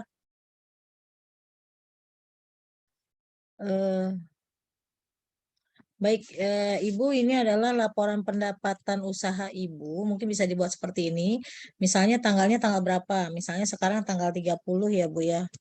Misalnya konsumennya Wulan. Nanti saya boleh Bu diperkenalkan Bu. Saya lagi nyari skincare yang enak, soalnya saya nggak pernah cocok pakai skincare apa-apa. Misalnya ini nomor telepon saya. Misalnya jenis pembelian apa, paket misalnya. Paket. Harga paketnya berapa Bu? Ke paketnya 250. 250.000.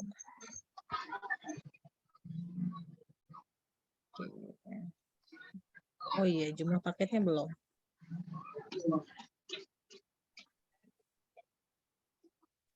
Jumlah 1. Jadi totalnya kali mana ya? Kali.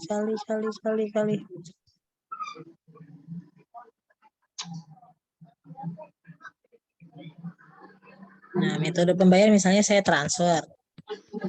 Nah, ini nanti Ibu akan menjadi tahu nih berapa banyak yang transfer. Kira-kira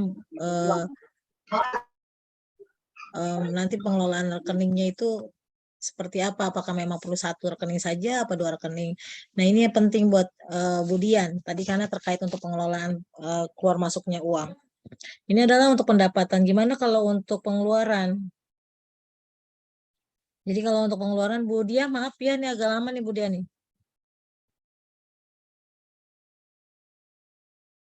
Dan ini bisa Ibu skincare-nya apa Bu namanya Bu?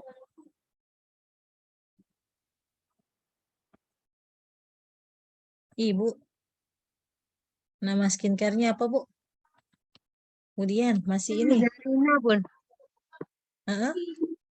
Zarina.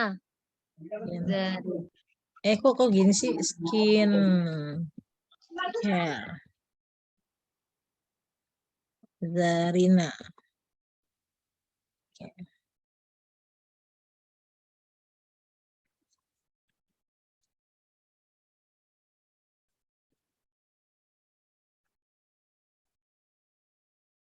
Nah, gimana kalau untuk pengeluaran Ibu? Izin untuk pengeluaran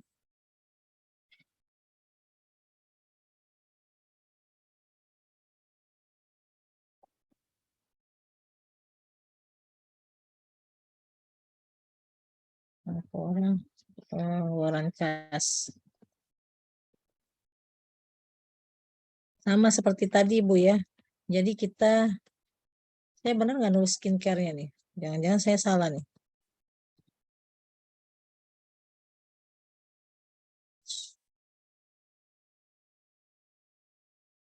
Nah, ini tanggal keterangan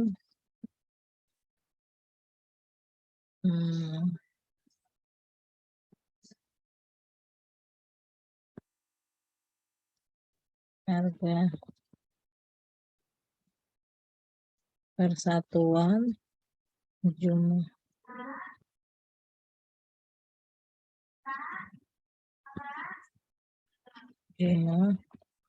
total metode pengeluaran kas. Oke, ini mungkin kalau untuk ini lebih sederhana ya Ibu. ketimbang yang tadi. Kenapa tadi lebih banyak? Karena Ibu membutuhkan informasi.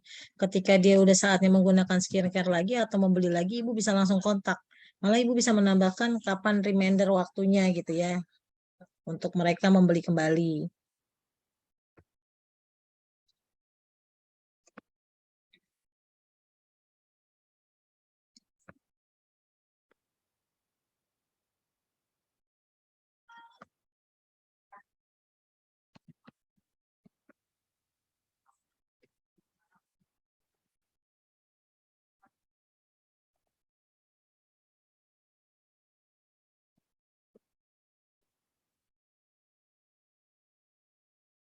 Nah, Ibu bisa menuliskan juga di sini. Misalnya bulannya sekarang bulan Juli.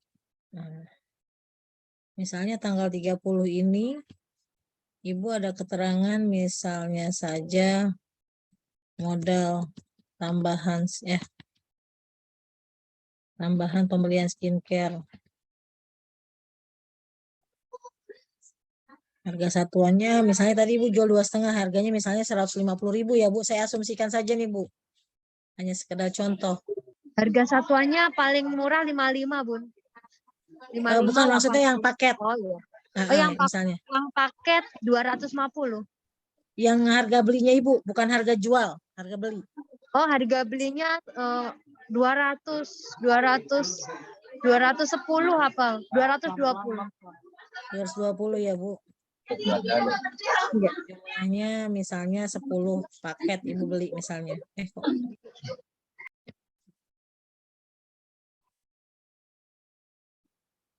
Oke. Misalnya Ibu metode pengeluaran kasnya transfer. Transfer berarti kalau transfer beda bank misalnya. Ini bahkan untuk transfer beda bank Ibu harus menambahkan di sini biaya transfer 6.500.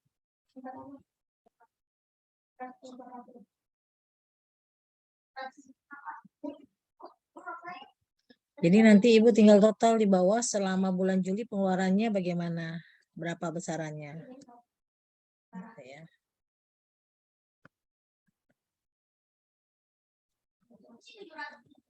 Ini kalau berkenan saya izin nanti saya kirim ke grup. Boleh Bun, boleh.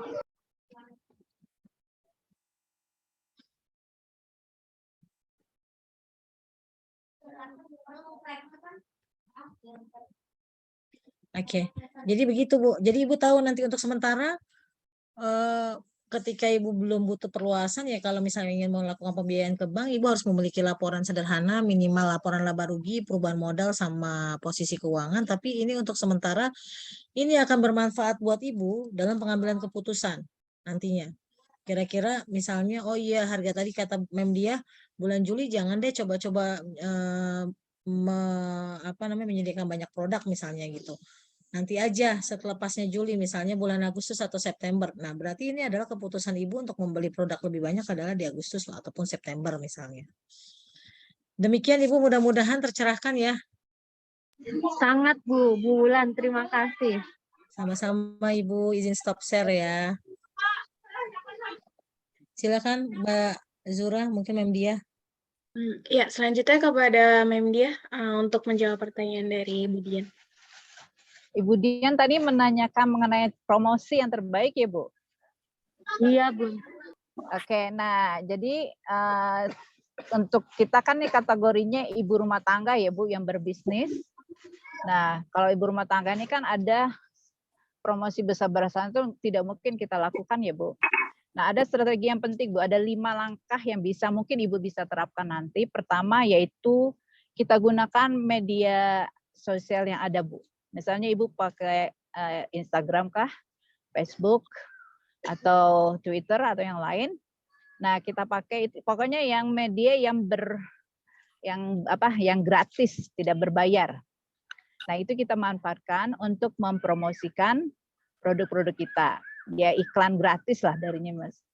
Ya, misalnya kalau IG itu kan banyaknya itu iklannya lebih dilihat orang itu adalah foto, Bu. Foto, jadi kita lebih kalau di Instagram itu kita lebih menonjolkan foto Sementara kalau di Facebook itu kita lebih banyak cerita. Jadi kita pilih media sosial yang kita punya, lalu kita cari. Kalau media yang ini bagusnya saya bikin apa, media yang itu bagusnya kita bikin apa. Nah, foto itu paling utama, Bu, karena itu yang menunjang promosi kita. Terus kalau yang satu lagi yang menurut saya adalah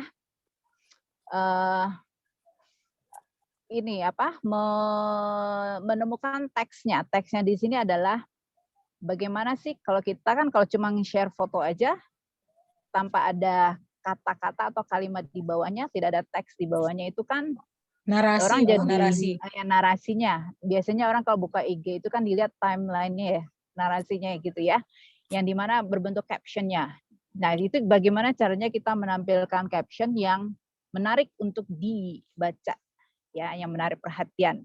Jadi nanti ketika orang melihat foto tersebut, mereka berhenti untuk scroll the timeline-nya. Terus foto, nah kalau foto nih handphone Ibu kan udah canggih ya Bu, guna Android, itu kan sudah banyak cara memfoto, apakah menggunakan yang filternya yang bikin semenarik mungkin lah ya. Nah, lalu berisi tulisan-tulisan atau desain, kita tambahkan tulisan atau quotation yang menarik, desain yang menarik, apa kita kasih fotonya frame atau ada apa, atau ada musiknya. Nah, itu akan membuat penampilannya sedikit beda. Atau kalau Ibu bisa bikin video mengenai aktivitas jasa yang Ibu tawarkan. Nah, video itu bisa berbentuk video testimoni. Nah, untuk testimoni ini berarti kita harus menggunakan salah satu konsumen kita yang sudah menggunakan produk kita. Nah, siapa konsumen yang paling berpengaruh? Nah, untuk cari konsumen yang berpengaruh ini, ya, Ibu cari misalnya di lingkungan perumahan Ibu sendiri. Ibu kan banyak kenal tuh ibu-ibu RT yang di situ, atau kelompok-kelompok arisan atau apa, di mana cari satu konsumen yang punya pengaruh besar. Misalnya Ibu sama Bu RT tuh, Bu Apri. Ibu dekatin tuh Bu RT-nya. Bu nih saya kasih nih gratis Ibu pakai nih, nanti kalau bagus kasih tahu yang lain ya Bu. Nah gitu Bu. Itu kita bisa kita pakai. Jadi siapa misalnya di kelompok reunian sekolah yang berpengaruh, siapa itu orangnya, misalnya si Ibu A. Nah Ibu A ini Ibu deketin untuk menggunakan produk Ibu. Nah karena saya yakin promosi yang paling manjur itu ada yang tadi saya sebut adalah one to one marketing ya, atau mouth to mouth. Jadi dari satu mulut ke mulut yang lain.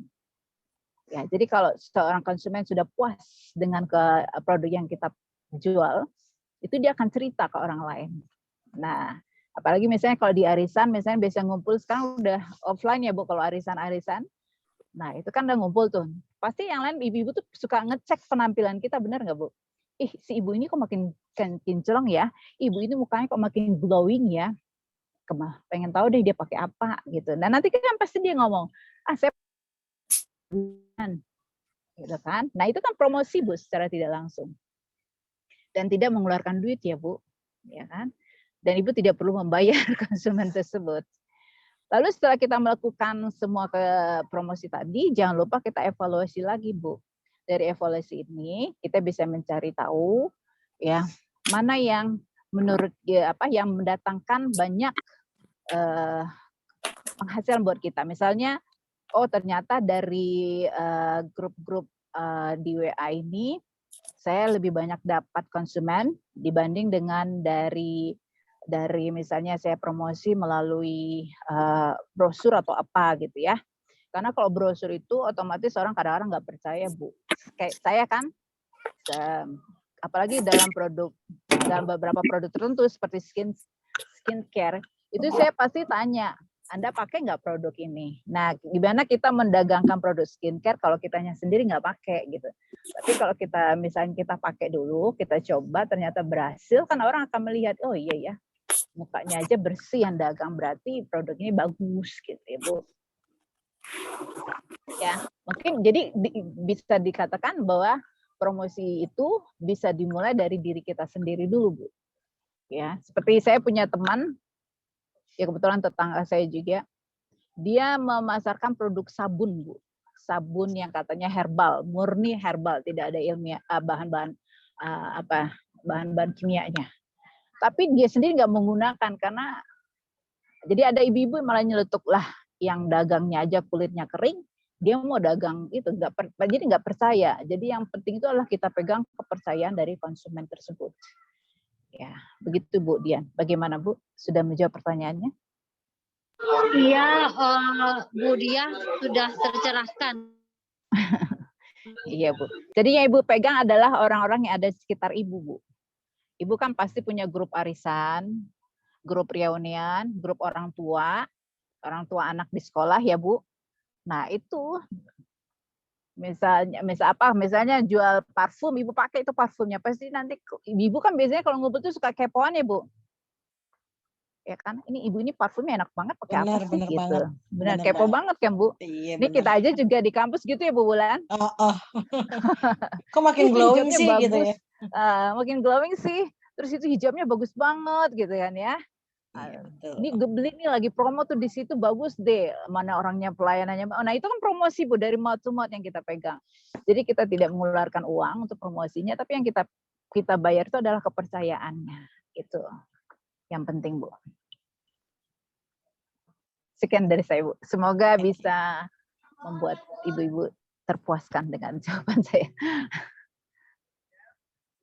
Baik, terima kasih Bu Wulan dan Bu Diah atas jawabannya. Mungkin masih ada yang ingin ditanyakan lagi, Ibu-ibu? Kalau Bu Dwi, Ibu-ibu yang mau nanya silahkan. kalau Bu Dwi usahanya apa ya? Bu Dwi suka jualan empek-empek, ini yang Salam kenal Bu Dwi. Iya Bu, salam kenal juga. Saya suka bikin pempek gitu Bu, pempek sama makanan kalau ada pesanan. Makanan apa Ibu? Ya kayak apa namanya, snack box gitu Bu. Masya Allah, luar biasa. Bikin sendiri tapi? Bikin sendiri. Bukan beli dari itu luar gitu? Enggak, bikin sendiri Bu. Oh, bisa bikin bolu marmer Bu? Bisa. Masya Allah, saya dari kemarin nyari bolu marmer yang homemade. Mungkin nanti pekan berikut ya Bu, pekan depan saya keluar kota sepekan soalnya. Oh ya, boleh Bu. Nanti di Japri, di WA grup kita kali ya. Oh boleh Bu. Apa ada pertanyaan Bu Dwi? Enggak sih Bu, belum ada, masih menyimak. Oke, makasih Bu Dwi. Ya Bu. Mbak Dina, biasanya saya manggilnya Mbak Dina nih, Bu Dina. Ya karena lagi di kegiatan seminar. Bu Dina, ada yang mau ditanyain? Bu Wulan. Iya Bu Fida, silakan. Maaf, itu kan tadi kamu Wulan bilang kalau untuk usaha buka rekening baru ya. Terus saya kan kebetulan punya usaha dua nih Bu, nasi menu sarapan sama galon kan ya Bu. Betul, galon gas ya Bu Fida. Iya, terus kalau misalnya buka rekening baru, apakah buka rekeningnya 2 atau jadi 1 gitu Bu? Kalau untuk sementara, kalau memang kegiatannya sudah besar sebaiknya 2 Bu. Tapi kalau memang ternyata 1 masih bisa Ibu kelola dengan baik, itu cukup 1 saja. Karena nanti kalau kebanyakan rekening juga biayanya kan juga ada biaya per bulan ya, itu harus kita pertimbangkan sebagai pengusaha gitu. Karena ketika di UHMK, kebetulan saya megang keuangan juga di UHMK, itu bahkan ketika kami transfer, beda transfer kami nggak mau tanggung gitu. Ketika itu adalah misalnya rekanan kami sampaikan bahwa kami menggunakan Bank Syariah Indonesia. Jika Anda tidak menggunakan Bank Syariah Indonesia, Anda harus dipotong 6.500.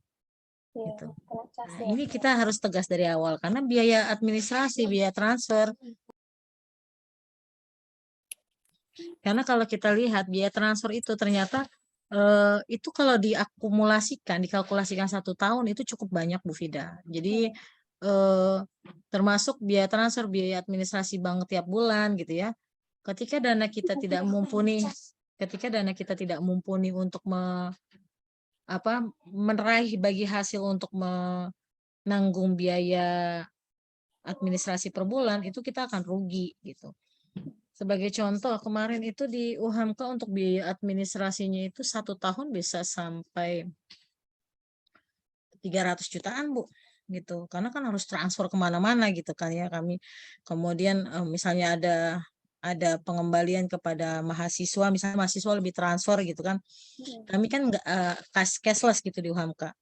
Ketika cashless seperti itu, maka kami harus transfer ulang. Nah, tahun sebelumnya, kalau tahun ini mahasiswa diminta bank yang sama, tapi kalau beda berarti kami sampaikan bahwa ini nanti kerugian buat Anda kalau banknya nggak sama adalah Anda harus menanggung biaya administrasi, biaya transfer 6.500. Nggak ada anak ya. Iya.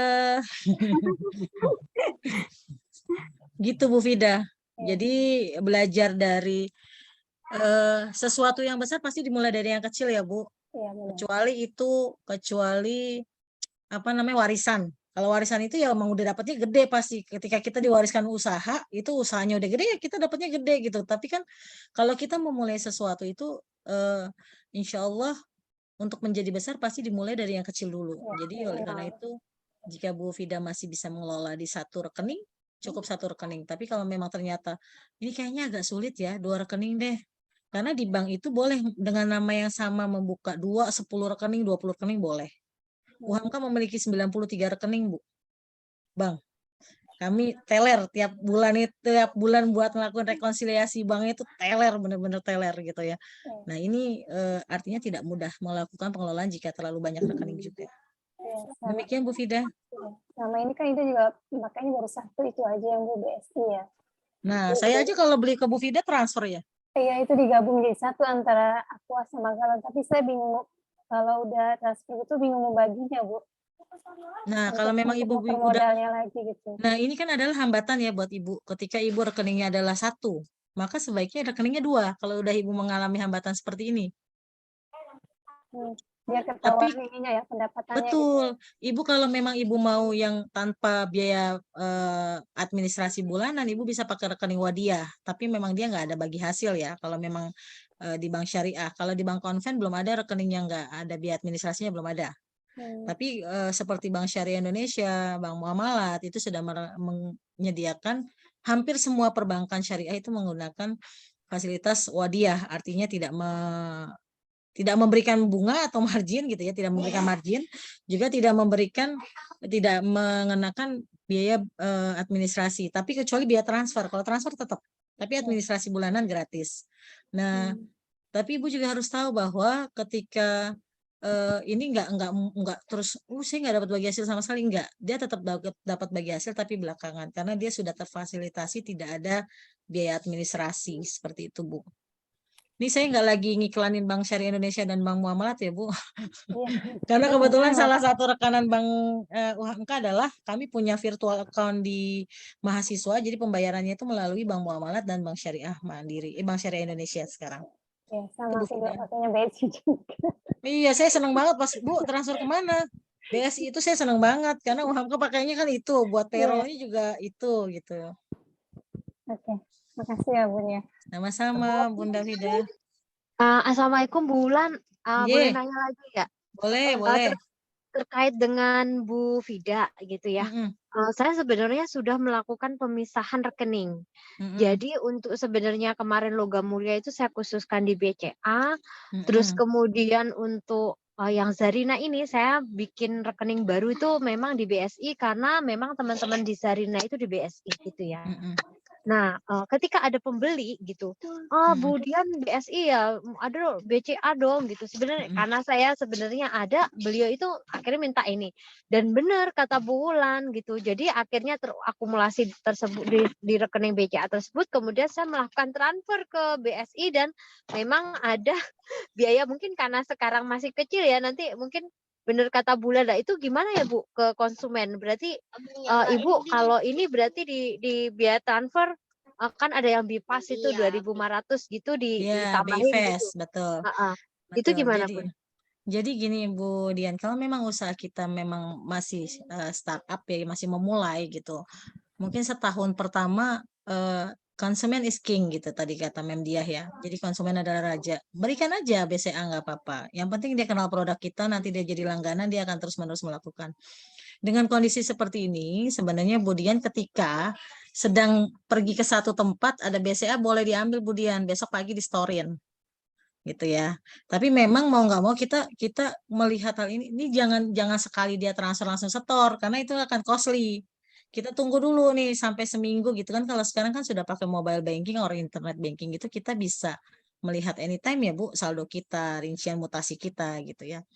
Nah itu bisa terfasilitasi misalnya sebulan. Dalam jangka waktu sebulan, mana nih yang punyanya Zarina, mana yang punyanya LM. Itu ketika punyanya Zarina di checklist, kemudian di total, nah itu bisa ditransfer dengan sekali biaya transfer 2.500. Atau nanti bisa diambil gitu ya Bu. Karena baik transfer secara online maupun kita tarik itu sebenarnya kalau tarik itu tetap ada biayanya Bu. Cuma kita nggak ngeh. Bukan nggak ada biayanya, bukan gratis sama sekali. Coba Ibu pikir, satu, bensin ke tempat ke ATM. Dua, tukang parkir. Malah itu bisa lebih dari 2.500 gitu. Mohon maaf ya Bu, ini karena memang bulan, betul itu. Iya, ini kadang-kadang yang lupa kita pikirkan gitu. Dan terus terang nanti kalau sudah besar gitu ya, mungkin seperti UHAMKA, saya jarang banget mau datang ke bank. Saya selalu bilang, Anda ke tempat saya gitu. Saya butuh ini, Anda ke tempat saya, seperti itu. Jadi nanti bank yang datang, kemudian bank yang bawain duit gitu kan. Jadi kan saya kan bebas biaya parkir, bebas bensin gitu kan. Memang kalau mengelola keuangan itu bukan berarti pelit ya Ibu. Hati-hati dengan pengelolaan keuangan karena sebisa mungkin untuk hal-hal seperti ini lebih baik kita alokasikan untuk hal yang lain. Misalnya kita masukkan ke dalam pundi atau akun sedekah gitu ya. Jadi kita bisa lebih banyak misalnya sedekah kepada karyawan kita yang memang membutuhkan atau mahasiswa kalau di UHAMKA ya tentunya mahasiswa kami gitu yang memang ketika dia mengalami hambatan pembayaran uang kuliah dan dia perlu dibantu, kami mengambil dari porsi-porsi yang seperti itu, penghematan-penghematan yang kami lakukan demikian. Kemudian Siska? Ya, terima kasih Bu Wulan. Saya seringnya seperti itu, Bun. Jadi karena masih merintis, jadi saya masih kayak melonggarkan gitu. Oh ya udah deh. Jadi karena kan kalau untuk ke BSI juga jauh ya, dari Sawangan itu jauh. Betul. Jadi nggak masalah Bu. Sebenarnya sekali lagi konsumen is king kami ini mohon izin ya Bu. Contohnya itu di UHAMKA karena saya kan memang kami di UHAMKA itu ada di Fakultas Kedokteran itu memang biaya kedokteran kan lumayan tinggi ya Bu ya. Artinya dia di atas 100 juta biaya kedokteran itu. Itu buat orang tua siswa yang ingin membayarkan, mahasiswa yang ingin membayarkan itu kalau untuk BSI maupun muamalat belum bisa. Nah, muamalat baru pekan ini menyanggupi bahwa bisa melakukan pembayaran di atas 100 juta. Nah, selama ini akhirnya pakai bank apa? Bank Mandiri. Padahal UHAMKA sudah diwanti-wanti tidak boleh menggunakan bank konvensional. Mohon maaf ya, Ibu-ibu. Saya tidak dalam rangka promosi bank syariah, enggak.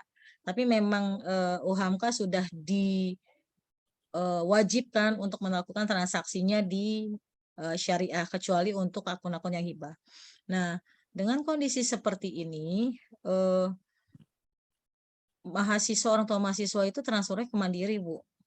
Mau nggak mau, tiap bulan kita hitung 2 bulan, 3 bulan kita lihat, baru kita tarik dananya. Karena kan kalau di bank yang memang sudah kita menggunakan giro, kita tidak bisa tarik begitu aja. Dan kalau memang usahanya mungkin sudah seperti UHAMKA, ketika menarik uang nggak bisa tanda tangan saya Bu, tanda tangan Pak Rektor.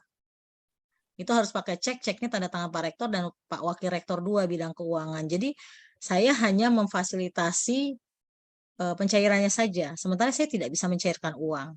Seperti itu. Nah, nanti ketika usaha besar juga seperti itu. Ada yang mengotorisasi, ada yang mengeluarkan uang. Demikian Bu Dian. Terima kasih Bu Wulan. Saya doakan usahanya membesar ya Bu, baik. Amin. Amin. Banyak semua ibu-ibu yang ada di sini, insya Allah. Amin. Amin.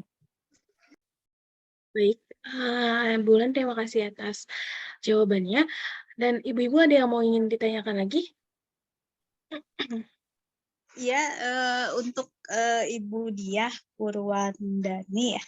Mau ada yang ditanyakan Bu, iklan apa ya yang efektif untuk menarik minat usaha makanan kuliner yang biasanya terobosan terbaru lah untuk sekarang gitu.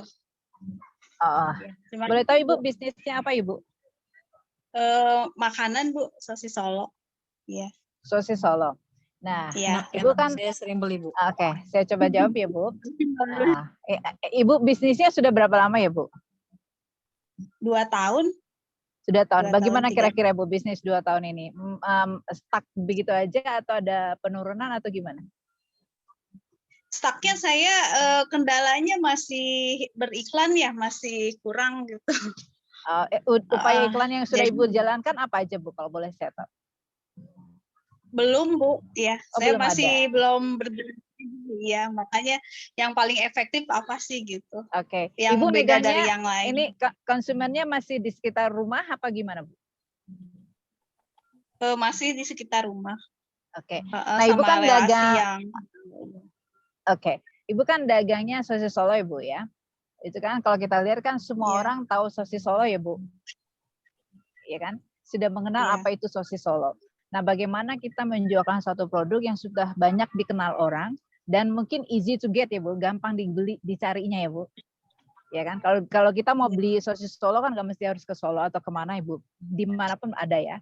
Nah, jadi kalau yang Ibu perhatikan di sini, Ibu tadi kan bilang stucknya karena konsumennya itu saja belum berkembang.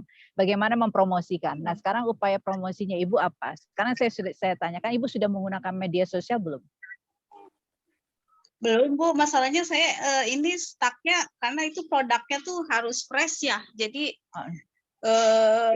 ya jadi paling frozen. Frozen Ibu, juga kan ada waktunya. Jadi ya saya juga bikin fresh tuh, nggak berani lama-lama. Itu kelemahannya, makanya saya belum berani iklan. Oke.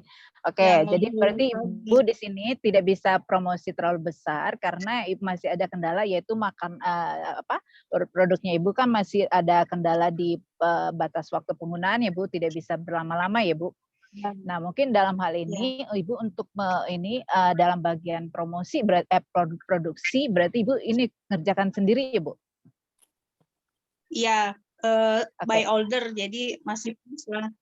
By order. Nah, jadi gini, Bu, kalau kita mempromosikan suatu produksi barang atau apa, ini yang saya tahu ya, Bu. Itu juga ketika kita promosi, kita harus meyakinkan diri kita bahwa kita siap atau tidaknya. Jadi ketika kita promosi jor-joran, totalnya ketika banyak order masuk, kita kewalahan. Nah, itu yang harus kita pertimbangkan juga, Bu. Ya, jadi ketika Ibu sudah ready, misalnya saya hanya sanggup sekian, berarti Ibu cari pangsa pasarnya yang lebih dari yang ada sekarang. Nah, untuk promosinya ini mungkin Ibu lihat, saya nggak sanggup deh kalau promosinya kemana-mana atau gimana. Ibu pegang, misalnya Ibu punya kelompok grup sekolah, anak sekolah. Nah, di situ kan Ibu kumpul sama ibu-ibu ya, Bu. Ibu-ibu yang sama anaknya satu sekolah sama Ibu. Ya kan? Nah, atau Ibu isi ke kantin. Ibu titipin dulu ke kantin atau gimana? Ibu cari peluang deh, link gimana yang linknya itu di mana Ibu gampang. Jadi kalau kita misalnya masukin ke kantin, Ibu ke kantin udah masukin belum, Bu? Belum boleh kalau kantin sekolah. Kantin belum boleh. Kita pegang gurunya, Bu. Ibu pernah memasarkan ke guru-guru sekolah nggak, Bu? Belum sih, belum ya. Pernah coba nggak, Bu? Belum juga, baru misalkan ngasih gitu, ya. Nah, ya nggak apa-apa. Mungkin langkah pertama kita memperkenalkan produk kita dulu pada lingkungan yang gampang kita capai. Sampai di sini sesuai dengan kemampuan kita. Mungkin Ibu kalau jauh-jauh nggak mungkin. Nah, Ibu manfaatkan yang ada sekitar. Tadi seperti yang tadi saya terangkan kepada Ibu Dian tadi yang mempertanyakan bentuk promosi dalam bentuk ibu rumah tangga itu tadi. Jadi kalau menurut saya promosi itu tergantung dengan kemampuannya kita. Jadi jangan sampai ketika kita promosi lalu masuk order yang gede kita kewalahan terus konsumen kecewa. Nah, kalau sekali konsumen kecewa susah untuk mendapatkan kepercayaannya lagi. Nah, jadi Ibu lihat kemampuan saya bikinnya seberapa. Terus kalau misalnya masuk saya itu paling bisa memasarkan berapa. Lalu setelah itu baru Ibu mulai mencari link. Link di sini cari lingkungan-lingkungan yang bisa Ibu masukin. Misalnya apakah lingkungan kan kalau di sekolah sekarang kantin mungkin belum efektif ya, Bu, karena masih pandemik ini. Mungkin bisa dekati satu guru. Ya, guru siapa? Bu, Ibu nanti ini ada saya jualan sosis Solo misalnya, Ibu cicipin dulu. Nanti kalau Ibu misalnya mau arisan atau mau ketemu ada acara rapat guru atau apa, ini tolong hubungi nomor saya gitu. Ya Bu, itu kan tidak mengeluarkan modal Ibu, paling modal Ibu hanya itu tadi bentuk promosinya. Lalu kemudian Ibu misalnya ke pengajian, pasti di perumahan Ibu ada pengajian ya Bu. Nah, Ibu misalnya menawarkan Jumat Barokah Bu. Ya, Jumat Barokah, hubungi Bu RW-nya atau Bu RT, Bu RW, Bu RT. Ini kalau ada yang pesan sosis Solo atau ini bisa pakai dagangan saya. Kalau Jumat Barokah itu kan rutin Bu setiap hari Jumat ya Bu. Karena kebetulan Bu di lingkungan perumahan saya juga ada ibu-ibu rumah tangga sama seperti Ibu ini, ya dia bergerak di bidang kuliner. Dan kalau di perumahan saya itu Bu ibu-ibu rumah tangga yang punya bisnis yang tidak terlalu besar itu diwadahi Bu. Jadi dibikin suatu grup di grup WA di mana mereka bisa dikasih kebebasan untuk beriklan. Karena kalau ibu-ibu itu beriklan masuk ke grup-grup ibu-ibu yang itu kan suka dikomplain ya Bu. Karena informasi RT nggak kesampaian gara-gara ketutupan iklannya ibu ini. Nah, jadi dibikin wadah khusus di mana dibikin grup WA tersendiri, nanti diketuai oleh satu orang tersebut yang berbisnis. Apa saja itu dipersilahkan untuk mengiklankan di sana. Jadi nanti ibu-ibu di perumahan yang pengen beli ini, beli itu bisa ada pilihan. Nah, Ibu itu bisa manfaatkan di situ, ya. Jadi Ibu masuk ke grup WA. Nanti Ibu promosikan ini saya sosis Solo. Terus itu dari segi promosi. Dari segi tampilan juga Bu. Kalau bisa sosis Solonya Ibu ini punya kelebihan sedikit. Kalau orang tahu kan sosis Solo itu ya seperti itu. Mungkin tampilannya dibikin beda sedikit atau ada padanannya divariasikan. Kan sosis Solo ini enaknya dimakan bareng apa ya gitu. Nah itu memang kita harus kreatif. Nah itu untuk mencari tahunya itu Ibu harus bisa lebih inovatif ya Bu. Misalnya coba deh sosis Solo ini misalnya dicocol dengan sambal apa.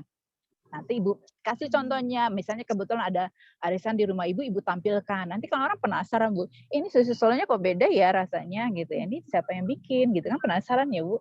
Jadi memang kalau memang bisnis itu kita tidak bisa hanya monoton kepada satu bentuk satu rasa, kita harus lebih kreatif. Apakah dari packingannya ya Bu, atau dari rasanya. Kan kita bisa cari Bu, mana yang kita mau tampilkan di situ. Karena kan Ibu kan pernah nggak beli produk di mana rasanya biasa, tapi tampilannya tuh kok membuat kita tertarik untuk beli gitu. Padahal isinya biasa aja sih Bu. Benar nggak Bu? Iya. Misalnya kayak bolu marmer, kayak keripik singkong. Nah, keripik singkong itu kan modelnya kayak gitu aja Bu ya. Tapi kenapa yang ada di supermarket itu banyak dibeli orang? Padahal di abang-abang juga ada yang di gerobakan lebih murah lagi yang di gerobakan. Orang beli Bu, karena itu Bu prestise.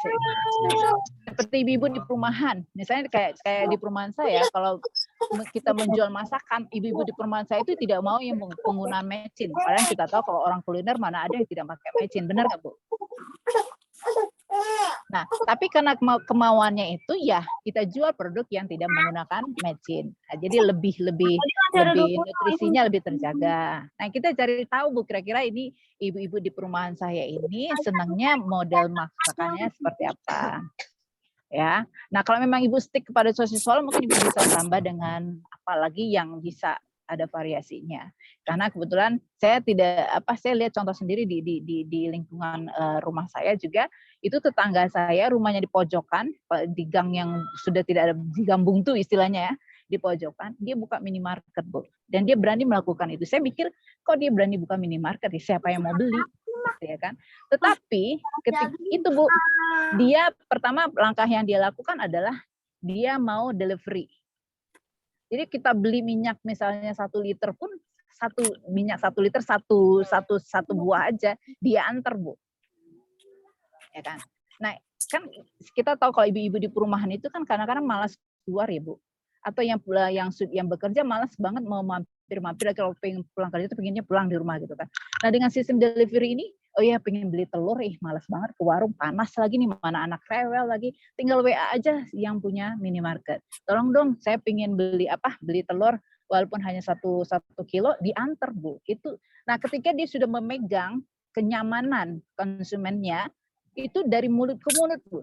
Ibu-ibu tuh mulai ngomong, enaknya beli di minimarket ini, udah harganya hampir sama dengan yang ada di Alfa dan Indomaret, terus diantar lagi, berarti kita hanya belanja sedikit. Nah, kalau ibu-ibu kan biasanya kalau keluar beli ke Indomaret, itu kan berarti harus keluar transportnya, ya kan, seperti kata Bu Wulan, harus bayar parkirannya, padahal pengen beli cuma butuhnya hanya 1 liter minyak gitu ya kan. Nah, itu yang dipegang, Bu. Gitu Bu dari saya, bagaimana Bu? Iya, terima kasih atas masukannya Bu Dia. Iya, semangat ya Bu. Terima kasih Mem Dia atas jawabannya. Untuk Bulan, atau masih mau dibuka pertanyaan lagi atau disudahi saja? Silahkan, kalau satu penanya lagi, mungkin ini juga udah mau maghrib ya. Ada yang mau izin ada yang ingin menanyakan lagi? Saya mau menyapa Bu Irma Ariska, Bu Dahlia, Bu Nida. Izin bertanya boleh Ibu? Muharia Stanti. Ya Ibu, ya. Saya izin bertanya. Saya dengan Tanti, Ibu, Bu Tanti. tadi kalau tidak salah ada pemaparan tentang harga yang layak ya Bu.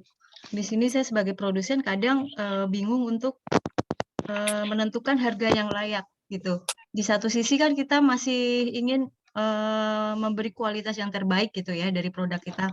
Tapi di satu sisi kita nanti kalau kita kasih harga yang menurut kita baik, tapi menurut konsumen itu, wah kok kemahalan gitu.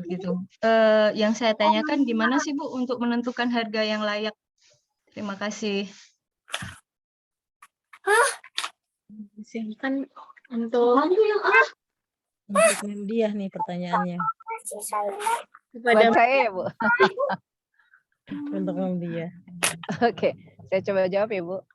Udah sampai segini, Mbak. Terima kasih Bu Tanti ya. Bu Tansi, untuk menentukan harga yang layak, memang ini satu hal yang sedikit gimana ya, agak membebankan kita. Kita mau kasih harga murah, kita sendiri tercekik dengan biaya produksi yang tinggi. Mau kita kasih harga mahal, takutnya konsumen tidak mau beli, ya Bu. Itu pilihan dilema yang kita hadapi misalnya kalau kita mau mulai bisnis.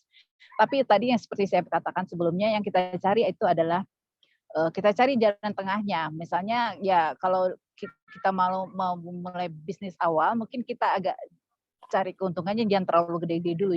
Yang penting produk kita dikenal oleh pangsa pasar kita. Setelah produk kita dikenal, maka mulailah sedikit demi sedikit kita mulai naikkan harganya. Ya, untuk itu contohnya gini Bu, saya baru minggu kemarin mengalaminya. Saya pesan itu bolu marmer yang dicari Bu Wulan ya. Bolu marmer di tetangga saya. Dia itu punya produksi rumahan yaitu bakery. Di mana dia memproduksi roti dan juga cake. Nah, ketika saya pesan, pertama kali saya pesan sama dia bolu marmer pandan, itu tampilannya bagus. Jadi bulat gitu bagus dan menarik untuk kalau kita lihat jadi pengen nyoba makan gitu ya Bu ya. Nah, ketika saya pesan untuk kedua kalinya, saya lihat ya selang sebulan saya pesan lagi dengan produk yang sama itu bolu marmer rasa pandan. Itu saya lihat kok agak sedikit bantet gitu loh bolunya. Lalu ketika saya sampaikan ke si pembuatnya, dia mengatakan, iya Bu, ini karena yang pertama Ibu pesen itu jumlah telurnya lebih sedikit. Nah, justru yang kedua ini katanya telurnya lebih banyak Bu, mana lebih enak, rasanya lebih enak. Terus saya bilang begini, memang kalau kata si pembuatnya itu rasanya enak, tetapi bagi kita yang membeli, yang penting itu kan tampilannya Ibu, rasa itu nanti nomor sekian. Benar nggak Bu? Apalagi bolu itu akan saya kasih untuk orang lain. Nah, saya kan nggak mungkin ngasih bolu marmer yang bentuknya bantet, ya kan, kepada orang lain, ya kan, benar nggak Bu? Tapi kalau misalnya itu kita makan sendiri nggak masalah. Nah, tapi di situ saya sampaikan bahwa tapi biarpun mau dia pakai banyak telur, mau nggak pakai banyak telur, tampilan itu penting, ya kan? Karena kalau kita beli itu yang kita lihat kan tampilannya. Nah, komplain itu yang saya sampaikan. Nah, itu si pedagangnya langsung dengan bijaksana dia mengatakan, baik Ibu, kalau memang ini dirasa kurang puas, nanti saya kasih Ibu bolu marmer yang telurnya tidak sama jumlahnya dengan yang ini. Nanti Ibu bandingkan rasanya yang lebih enak yang mana gitu.